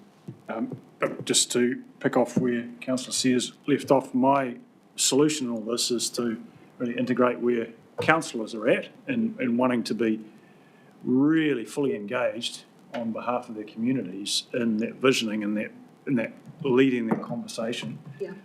Whereas with what staff have delivered is a really solid technical piece around how to take this forward. There's a meeting in the middle that we can do there, and my simple suggestion was that if we change recommendation 5 to have staff working with councillors and partners, then that will get us over the line. So, I mean, we've heard, I'm sure the Chief Executive has heard a very strong message today that councillors want to be, at the beginning of next year, out there leading an envisioning process with the community. So I don't think we have to throw everything away or wring our hands about where we are today. I think we can marry this together. So, yeah, simple tweak to 5 and off we go. Recommendation 4 and 5, I think you mean, do you? Yep. Would you like to move? Yeah. 1, 2, 3. Do you want to keep 4? Are you proposing to keep 4? Look, that's not actually that prescriptive. Similar to, I think that the Chief Executive will probably go away from today and have a really good think about project structures. So I'm relaxed about that one personally. And with the addition of 5 to add in work with councillors. Yep. And partners, yep. And partners. Yep. So I'm happy to move that if it's not entirely clear what you... No, need all we've done is tweak 5 slightly to ensure that councillors are there front and centre and as the project goes forward early next year. Revisiting the co-design approach. So have us revisiting that co-design approach and confirm the foundations and engagement approaches, which really delivers everything that we want. Are you leaving reference to option 1 in your recommendation? Yeah, because I think it's because I'm relaxed that the Chief Executive has heard us loud and clear today about an appropriate project structure. Do we have a seconder for that?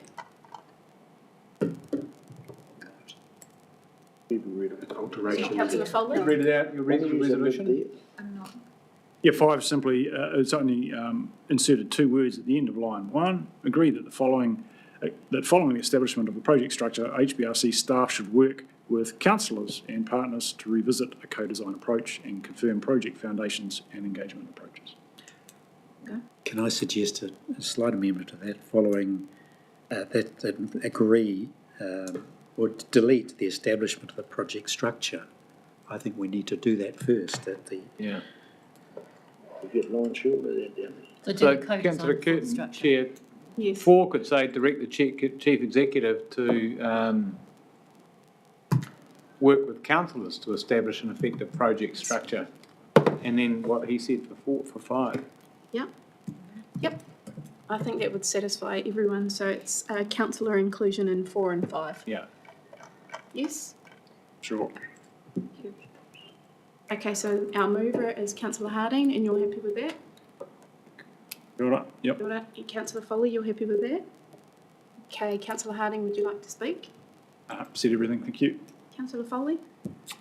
Yeah, I'd just like to not take anything away from the team, and I have worked with them, as Chris said, a couple of councillor champions. So I'm pleased and proud to be one of those. As you know, this kind of stuff is my bread and butter down in CHB, and so really proud to be working on this and to have staff so focused on this, because at the end of the day, it's our core business, and particularly in a post-Gabriel world, this is what our constituents, our communities are demanding of us, that we improve, and just like to acknowledge Councillor Van Beek and his comments there, and I certainly take those on board as the need for us to push on with this, regardless. And so even if the timeline of consultation is there, Councillor Williams pointed out, what can we do in the meantime? What are some priorities that we can tick off still anyway? And so that has to be a key focus. So, very pleased to support this and continue this, and look forward to continuing to working with the team up front. Yep. Thank you, Councillor Foley. Any further speakers? Councillor Van Beek? Yeah, just one statement. Simon, there's another slide to you, but this has got coastal hazards written all over it. Anyway, that's what I'm leaving it at. Councillor Lambert? Yeah, I'd just like to say there is an example of this already out there, and that is Wairau, that they've, while we learned all the lessons from Christchurch, it takes a long time. Wairau was actually in the process of trying to hurry it up because the money doesn't last long. And we can see that the same principles are here: the protection of life, sustainable use of land, all those other protective measures. The silt's a big issue. If they want to move silt around the world, they've got to find a place to put it, and it is a matter of getting on with it. So yeah, I think if anything, what's missing off the Wairau one is that they haven't taken time to do the cultural thing right now. Mm-hmm.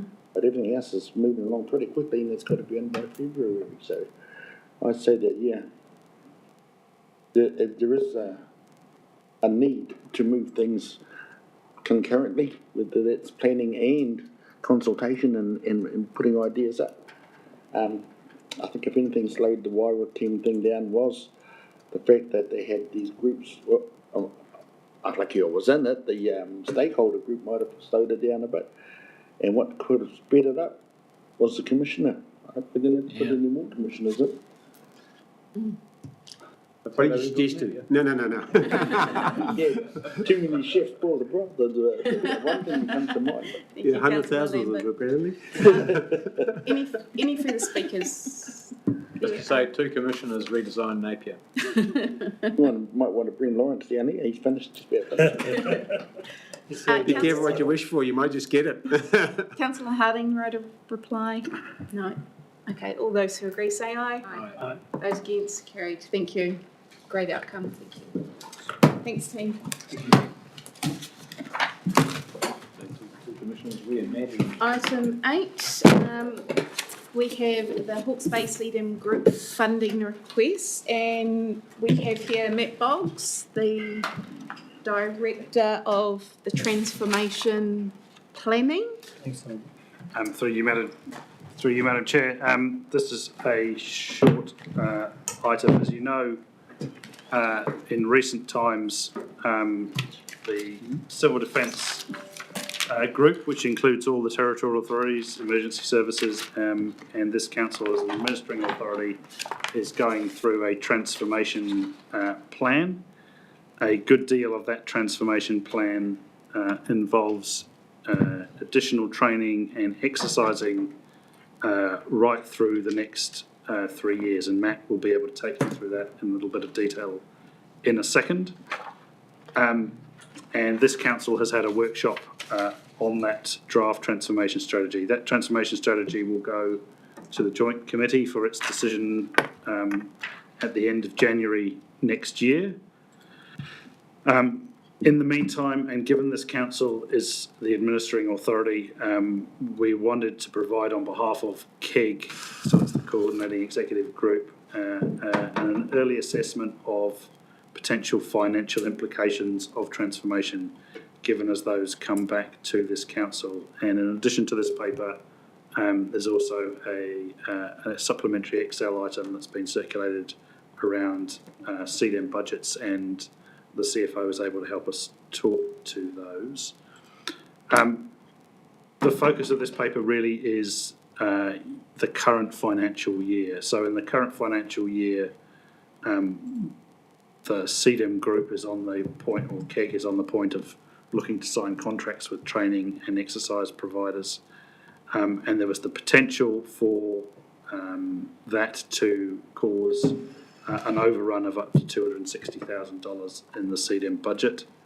The advice at this point is that it's likely that that can be coped with from within the budget, but I didn't want to get partway through that process and not having brought that to your attention and potentially sought your approval if we needed an overrun for the group budget. There is a note in here around potential out years. There's some more work to be done around out years.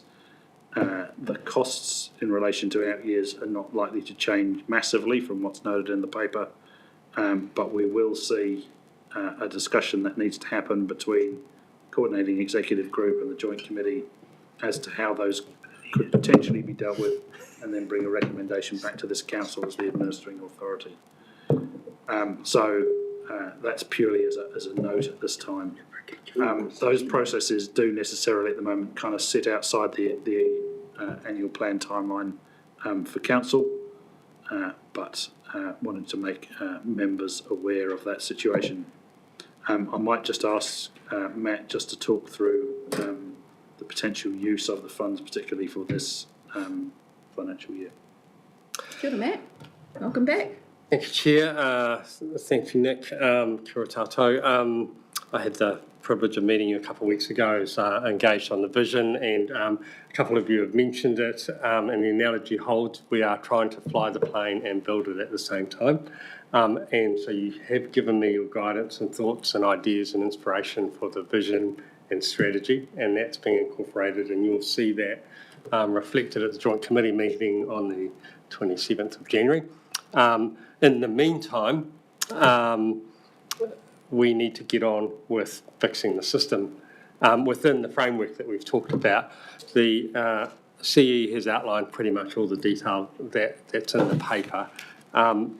Ultimately, the people in the system are what's going to respond and keep us ready. And as I indicated previously, some 30%, we possess a workforce of some 30% that are trained professionally in the emergency management system.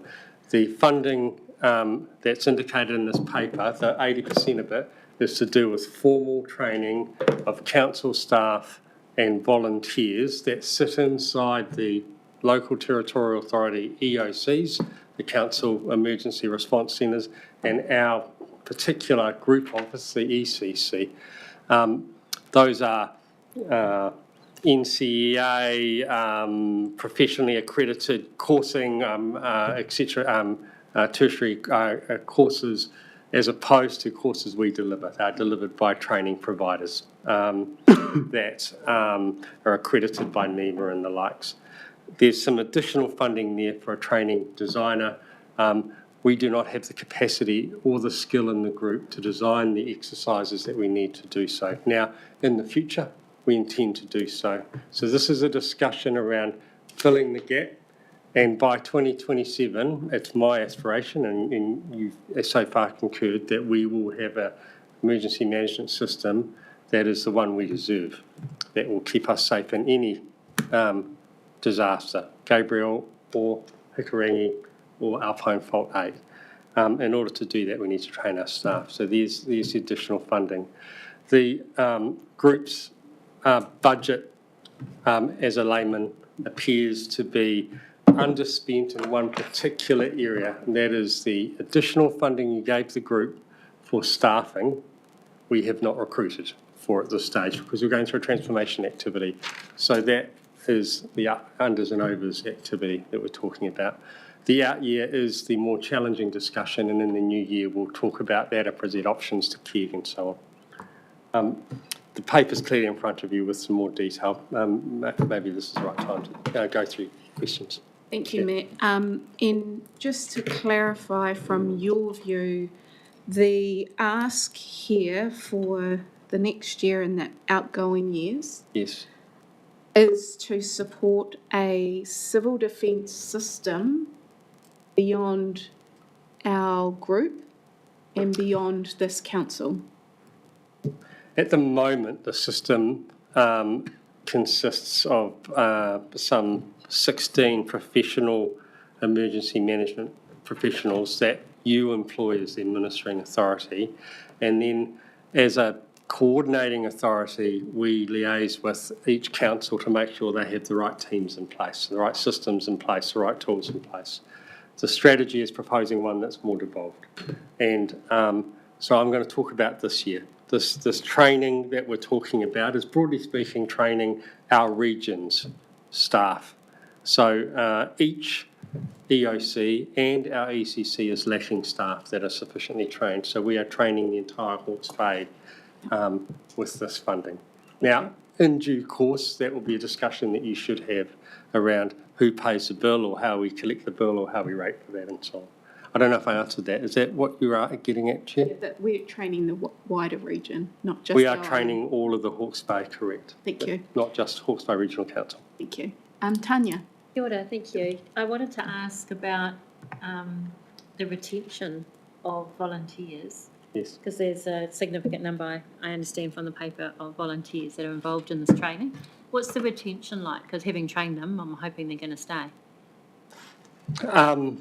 I'm not, sorry, I'm not going to deflect. I'll give you the answer that I know of. I'm not the right guy to ask. Shane, as the acting general manager, Shane Briggs as acting general manager, is the right guy to ask. Shane has trained 700 volunteers this year, Shane and the team.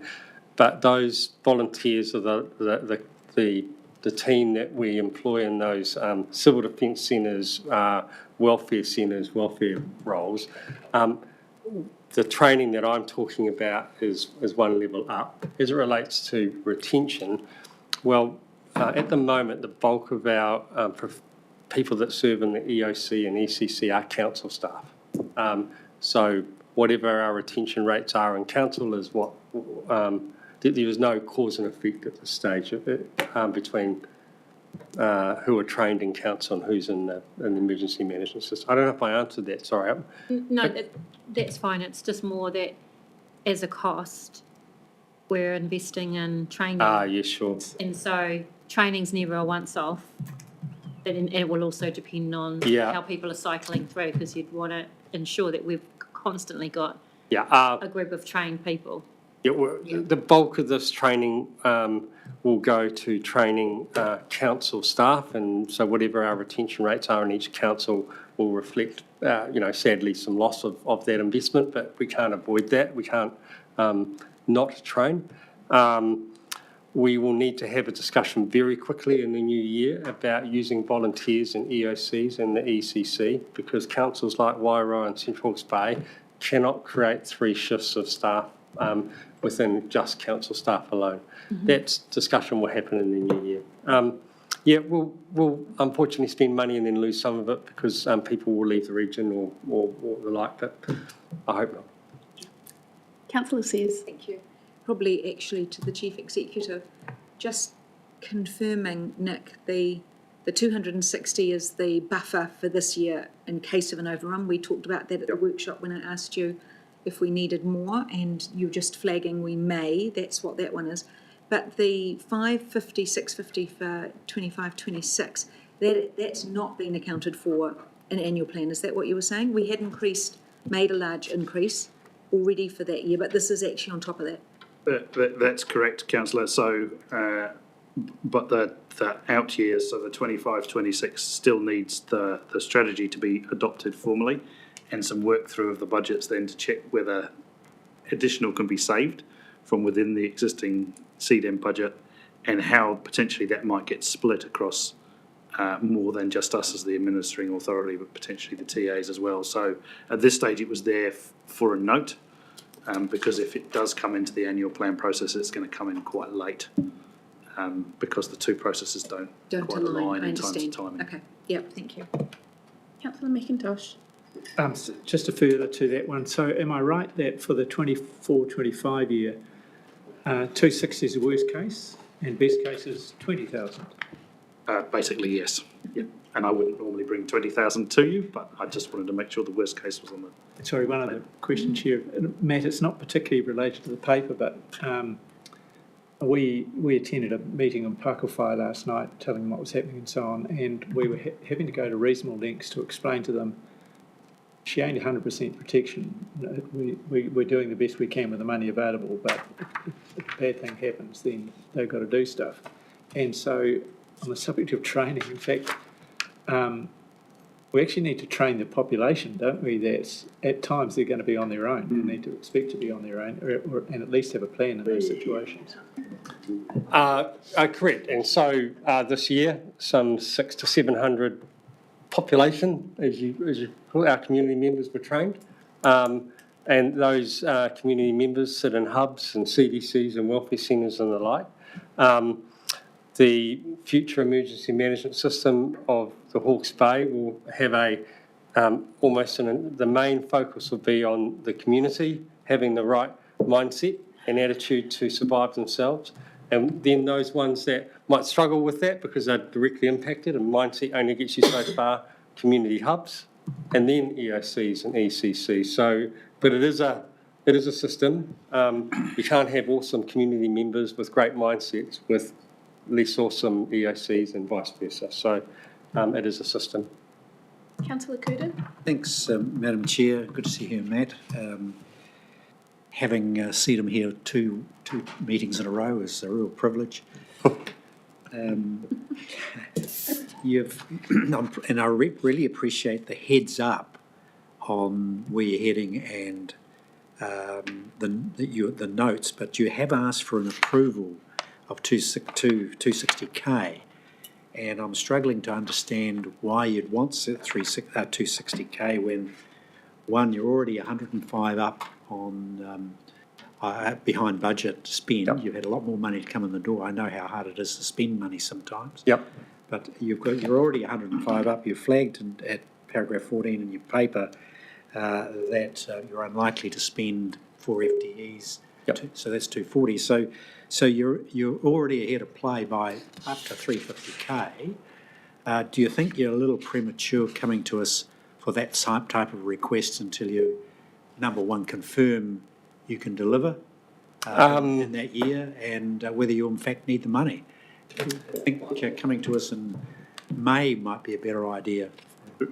Through you, Chair, it may be unfair on Matt who doesn't run the budgets to try and answer that question. I was really conscious that at the point at which this paper was written, we were still working through a bunch of numbers, and this is flying the plane, or building the plane as we fly it. One of these planes is going to crash then. And I'm also conscious that those numbers will move around as we go through, some change in the new year with the group. So this was essentially me being as precautionary as possible so that we didn't end up in May with me coming back saying, we've got a month to go and can we have an authorisation for some money? Its every intention is to do it inside the current budget. And I'm happy to keep updating council as to whether that's feasible or not. I wonder if the Chief Executive then could comment that at recommendation 3, we changed the word approved to note, and satisfy. I mean, what you do when you approve is you approve and you get on and spend. Does that influence? I'm comfortable either way. We are in the position of needing to go ahead and sign some contracts for the training providers. So I'm happy to take it as note and keep you informed as to where we're at, if that is the preference of the council. I'm not. It's Christmas. Councillor Harding. Sure, Chair.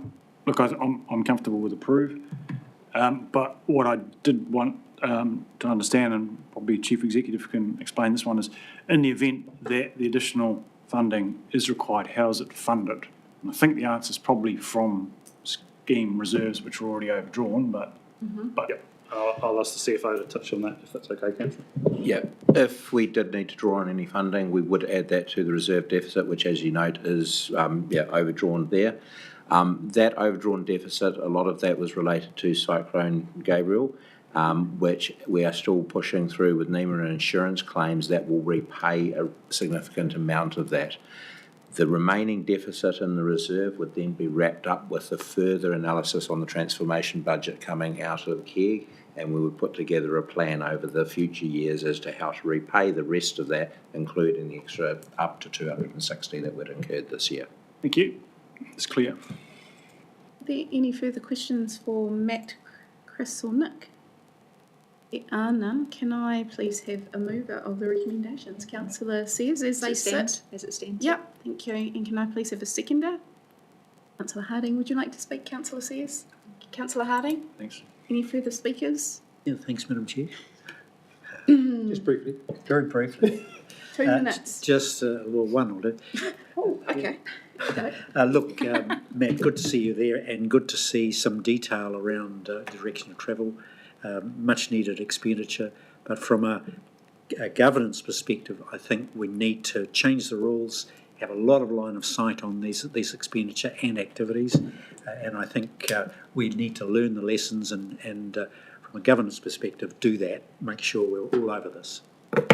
I'd agree with that comment, and actually would like noted reporting back on the progress of the transformation plan, including any notable expenditure needed. It's my every intent. I have heard you loud and clear, and other councils have given me the same feedback that you'll receive a dashboard for the transformation, and you'll be. I can guarantee that because it's my project, and we'll develop a dashboard for the group and the status of your system across the region as well. It's my intent to do that from February. As long as you accept that, that will be an evolving beast. That you'll get a dashboard that will look, in some cases go, that's sweet as, in other cases you go, no, that sucks, and we'll evolve it. And if you're happy with that approach, then you'll get that in February. And then we can take your feedback and guidance from there and improve it. Fantastic, thank you. Okay, right of reply, Councillor Harding? Yes, thank you. No, just to say thank you. Support those comments. Thank you. Thanks, All those who agree say aye. Aye. Those against, carried. Thank you, Matt. Thank you very much. Have a great Christmas. You too. Merry Christmas. Oh, Christmas break. Let's move on, team, to item 9, the revenue and finance policy adjustments. I can please invite Vanessa and Desi.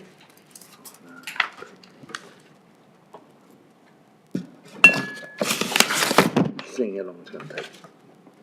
We're on to this one now, Martin. Yes, you know what I'm doing. Give him a break. Poor guy. Chatted wrong all day. You're going to regret that. Okay, hand it over to Vanessa. Thank you. Awesome.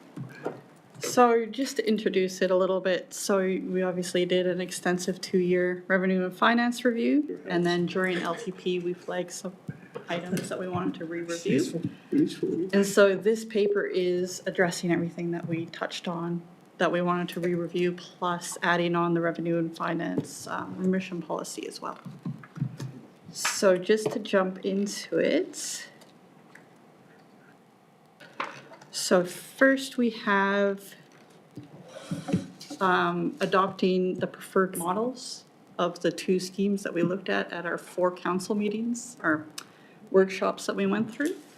So Upper Tukitoki, we ended up with a 10% indirect charge, 90% direct charge, and then adjusting the proportions of the banding within the existing footprint. So we would like to know if you guys would like to adopt that one. For consultation. For consultation. Consultation.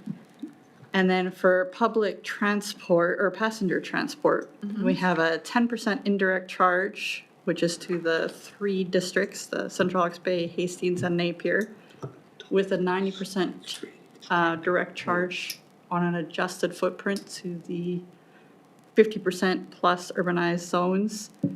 And that 90% is split between 72.5% on SUP charge and then 17.5% commercial industrial on CV. So we'd like that one for consultation as a preferred option. So that leaves us with the other ones that were left that were raised during LTP. So we had the cap on the utility rolls. We had the cap on utility rolls, we had the macro flood scheme, and we had the differential on the general rates. No, just that we're as staff are proposing that we workshop with you that we don't progress those 3 for the reasons in the report. And then we have the changes to the rates remission postponement policy. So we had 2 different remission postponements that we added last year. One was the utilities, that we added the significant impact remission. And then for sustainable homes, we added the postponement of the sustainable homes. We no longer require those 2. So we would like to remove those 2 from the remissions policy, and we want to adjust the wording on the hardship remission to make it an ongoing thing. So every time we do an adjustment to the revenue and finance policy, the year that we implement the policy, whoever has financial hardship due to the policy change would still be able to apply for a remission. Okay. Questions, knowing that we have already discussed in workshop recommendations 2. So as long as they reconcile with what we spoke about in the workshop, and really what is probably what we haven't spoken about today is 3 and 4. Yeah. Councillor Williams. Yeah, Chair, look, I appreciate the point you just made, but the discussion, we had earlier about accountability and engagement. Our communities haven't been privy to a lot of the workshops, and so they wouldn't understand the rationale. And a big issue raised during the last consultation process was the impact of capital value on lifestyle blocks. I was unwell in that workshop. I had to go home and didn't get to ask these questions, and I would like to ask some questions for the public's benefit as much as any around the reason we are not proposing a differential for lifestyle blocks. That's permissible. Absolutely. The paper says that it's a general rate, and we generally treat everyone the same under a general rate, right? My first question is, can you apply a differential to the general rate? Yes, you can. Right. Yep. In what sort of situations or for what purpose would you apply a differential to the general rate? It would be if you feel that one group benefits differently to the charges that are within the general rate. So for example, if you feel that horticulture, just to pick a group out, benefited in some way differently than everybody else to the charges we have within general rate, then we would probably put them on a differential. Right. Okay. Well, the point of, would affordability be a reason? No. What about extent of impact? Extent to which they're an exacerbator? Would you really just focus on that benefit? Would it be on everything within the general rate? Because that would be the question we'd ask. We have a substantial amount within the general rate, so then it would be, if they are the ones that were the largest impact towards that, I would think that we would probably have to isolate what they're the largest impact for, and that would then become a targeted rate instead. I'm thinking of the forestry case in Wairau. Look, my point is simply this. On an affordability pretext, an assumption of capital value is that it's a reflection of revenue earning capacity, and that doesn't cut it for a lifestyle block if you've just got a house and a few sheep in a paddock too. Another assumption on the benefit side is that, say, they've got a whole heap of infrastructure or are receiving benefits from us in terms of environmental protection that's related, or we're dealing with impacts that they make on the environment that are related to the extent of their capital investment. Now, again, I don't think that cuts it for a lifestyle block that's got a house and a few sheep on it, as opposed to a factory, commercial premises, or a highly intensive horticultural operation, for want of a better. So, are you totally confident there is no case for a differential for lifestyle blocks, capital value? Well, on balance, when we looked at the principles that we were using for the review, which was simple, clearer, fairer, if we went back to our principles, that's where we landed, that we thought the other two were of more importance to try and refine and get right for this round of consultation, and that on balance, we thought that according to our principles for the review, we suggested that it should stay as a general rate without a differential. That's it, yes. On balance. Chair, you can see where my views are sitting on it, but thank you. Another opportunity. Councillor Harding. All right, Chair. Team, is it true as a reasonable generalisation that the impact on residential and the lifestyle ratepayers for the LTP changes was driven in part by the change to CV, but also in large part by the changes to the transport, the cost of regional public transport, which we are addressing. So is it true that actually largely we don't need to go to a rates differential, because largely we are actually facing with the decision today which actually relieves the biggest impact on them anyway?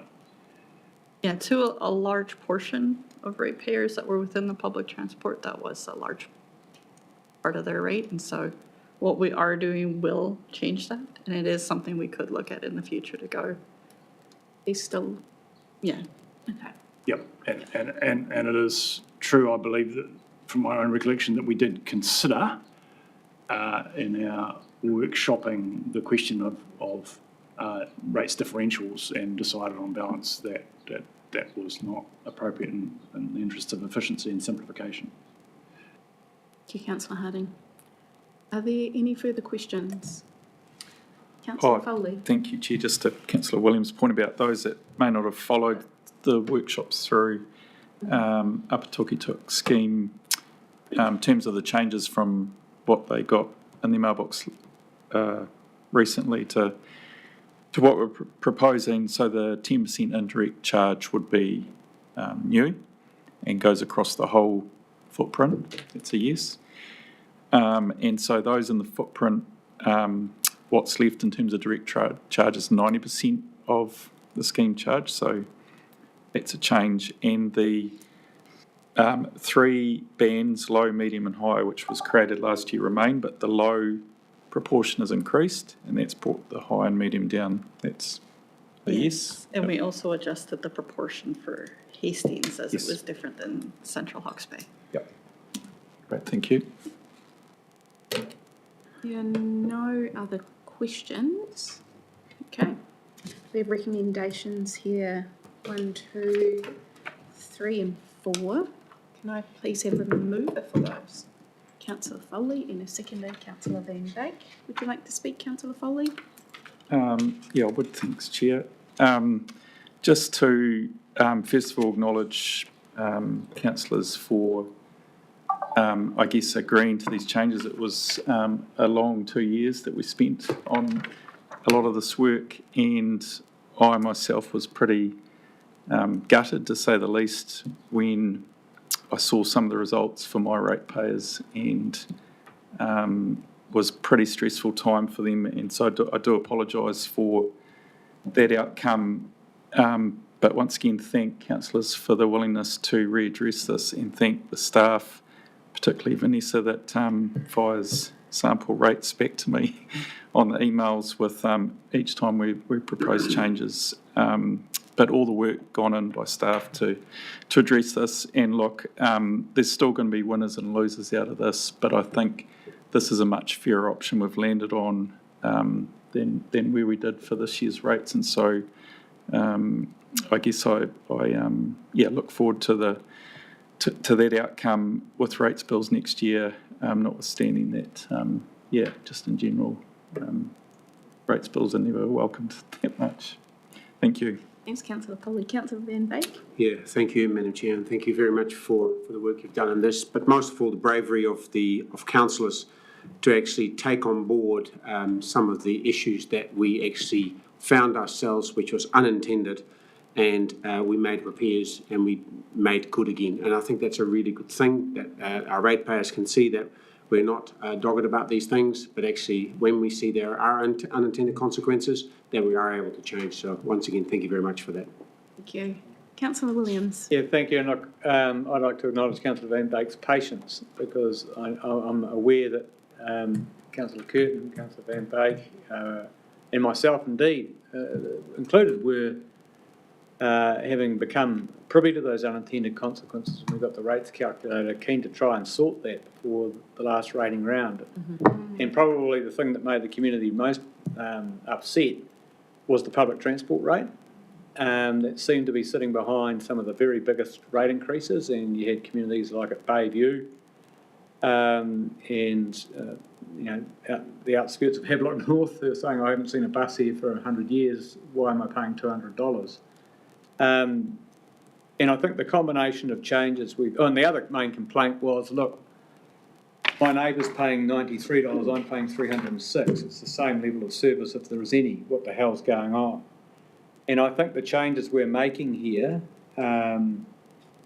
really do go a long way to addressing those anomalies. One, by chopping out the 5 roles that are less than 50% urban, you take out those communities that are the least likely to be within cooey of a bus. So that would probably be our folk in the Bayview East Valley community that we're concerned in, and that chap in the paper in Havelock North. And those people that were saying, hey, look, my neighbour's only paying 90 and I'm paying 360, because we're using SUIPs. In other words, we're basically splitting the rate consistently across all properties rather than looking to capital value for the 90%, then that should really smooth the cost. And I think it really does sort of strike the right balance between the benefits of transport, the availability of the service and affordability. So it's fantastic. I'm really pleased that we've done this. To Councillor Foley's point, if in the reshuffle there are people who fall off the edge of the table this time, we still do have the revenue and finance policy hardship remissions prospect. And so, there is that in fixing the fix, hopefully some remedy for anyone that does still remain worse off. Well done, everyone, the team and around this table for actually addressing those anomalies that, we've worked through, and also having a plan B for those who fall into that bucket again. But really hopeful that we've captured and balanced out all those who were impacted severely last time. So thank you to everyone. Kia ora. So all those who agree, say aye. Aye. Those against, carried. Kia ora. Thank you, team. We are now on to our information and performance items, our minor items. So let's start with you, Councillor Harding, the Heritanga Water Security. Sure, Chair. Firstly, I'm going to apologise in advance because I'm going to read some of this because there's a lot in it and I don't want to miss it. Yes. Don't want to miss any key points. Secondly, I need to declare a conflict of interest. I am an irrigator, but in my view, everyone on the Hiritonga Plains benefits from the sensible use of our water resources, so everyone has an interest in this matter. The purpose of this minor item is to update the public on the general activity relating to water security on the Hiritonga Plains and to highlight the connection to the current status of expired tank irrigation consents. It's well-travelled ground that water abstraction from the Hiritonga aquifer has reached the limits of acceptable usage. As a result of modelling carried out by the Council during the tank plan community process, Council publicly announced in 2016 that there was no new water available from the aquifer.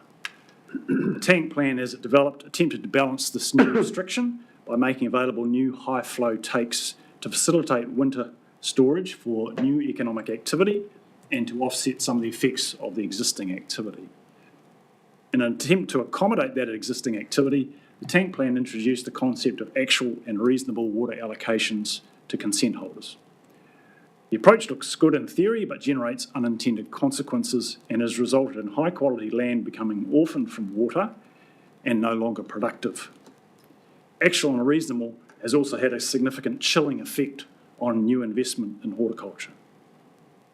The allocation method is one of numerous matters that have been subjected to mediation before the Environment Court. Whilst this is a confidential process, it is well known that mediation has been unsuccessful, and so inevitably it will go on to a full court hearing. Meanwhile, the number of expired consents awaiting replacement continues to pile up, now around the 1,000 mark, as I understand it. As consents expire, the consent holders are able to operate on their existing consent conditions via what is known as Section 124 existing use rights. Council has provided a pathway for issuance of replacement consents where that is preferred by landowners looking for certainty, usually in the context of a land sale. However, most consents holders dispute their new allocation offered by Council due to a range of concerns, including accuracy of the data, appropriateness of the models, inability to support their existing activities, and loss of land use versatility. At the same time, Council has not been completely idle in relation to water storage for the Hiritonga Plains. A preferred storage site has been identified that could meet the foreseeable needs of the community, and active steps are being taken to transition the project away from Council ownership and into a community user pays ownership structure in 2025. This work is complementary to the now fast-tracked Nararoro storage project for Central Hawke's Bay. In addition, the Hiritonga Plains irrigation sector is currently developing a water strategy for delivery in early 2025, intended to guide investment in a comprehensive approach to water security, including storage, use efficiency, recycling, and globalised consenting. All that is by way of a necessary background to explaining the importance of exercising great care in relation to implementation of the actual and reasonable allocations. Given that the issue is highly contested, mediation appears to have failed. The current pause on implementation expires this month, and reducing allocations without corresponding access to new high-flow storage will be catastrophic for Plains production. I hope that the answer is for continuation of the pause in implementation of the actual and reasonable allocations until at least the end of the current water year, which will be 30th of June 25. Until the legal status is settled, or alternative water allocation mechanisms and an appropriate transition arrangement incorporating winter storage can be agreed. Thank you. Thank you, councillor Harding. There was no question in there, but I think it might be pertinent, Nick, to just update for those consent renewals, those who are waiting on the process to conclude a update from the council's perspective. I think all I can really say in response to that is that the intention is to have a workshop with council in the new year and move from there, but we will have to move to right to consent holders to extend timeframes for those recently expiring this month in the new year. And we need to do that by the 31st of January. Thank you. Thank you. Sorry, and just a clarification, I'm just going to clarify that. That I understand we have to write to those consent holders by the 31st of January. I'll just invite Katrina up. Thank you. As well, Katrina's coming up. I just, Councillor McIntosh has pointed out that I talked about fast-track Narrara storage. It was in fact, of course, fast-track Tuki storage in Central Hawke's Bay. Okay, thank you. We gathered that. Actually, before Chief Katrina Exec, answers, could I make almost 31st of December, but under section 37 of the RMA, we will be able to extend that in retrospect. I have spoken with Chief Exec. The intent is that we will give you a briefing in the new year and later in January. Thank you. And normally this isn't the space for back and forth discussion at all, but given that we are going into a Christmas period and a break, I think it was pertinent to let the public know a bit more on the progress and what's to come. Through you, Chair, I also urge caution. We are in mediation. Yes. Mediation is confidential to the parties that are in mediation. There is no signed mediation agreement from that mediation that we have just walked out of. And until that is signed and lodged with the court, it is confidential to the parties that were in the room. Thank you. Madam Chair, I think it is important to make a comment. Minor items are there to raise small items for which we wish to receive further information on. And Councillor Harding made a number of statements that sounded like fact. So I just think it's really important to note publicly that they were your views that you've brought to the table. They're certainly not the table's views. And the reason why it's so important not to have these conversations as minor items off agenda is that the public interest and the reason that we have the process so strongly bound that this type of thing doesn't happen is that the public has the right to know what we're discussing and to see the paper and to see the staff comments on it.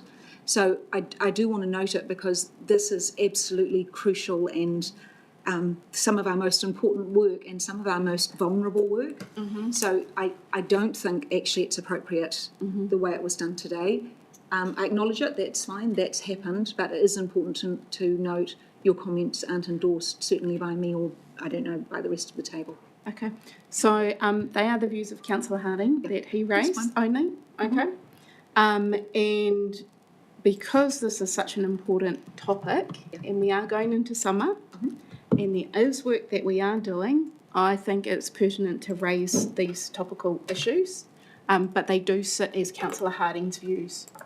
Okay, so move on to the other minor items. Mr. Paku.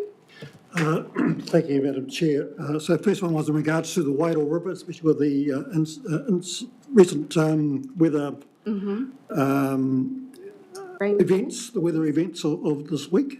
And it was just in regards to how well, given items, particularly items 6 and 7, how well have our recent engagements and changes in the Wairau area, catchment area, how well did they perform, given it was only 20 mils of rain, but in a compressed time frame, and we did see a little bit of flooding. Can we bring a report back, but in general? Through you, Chair, happy to comment.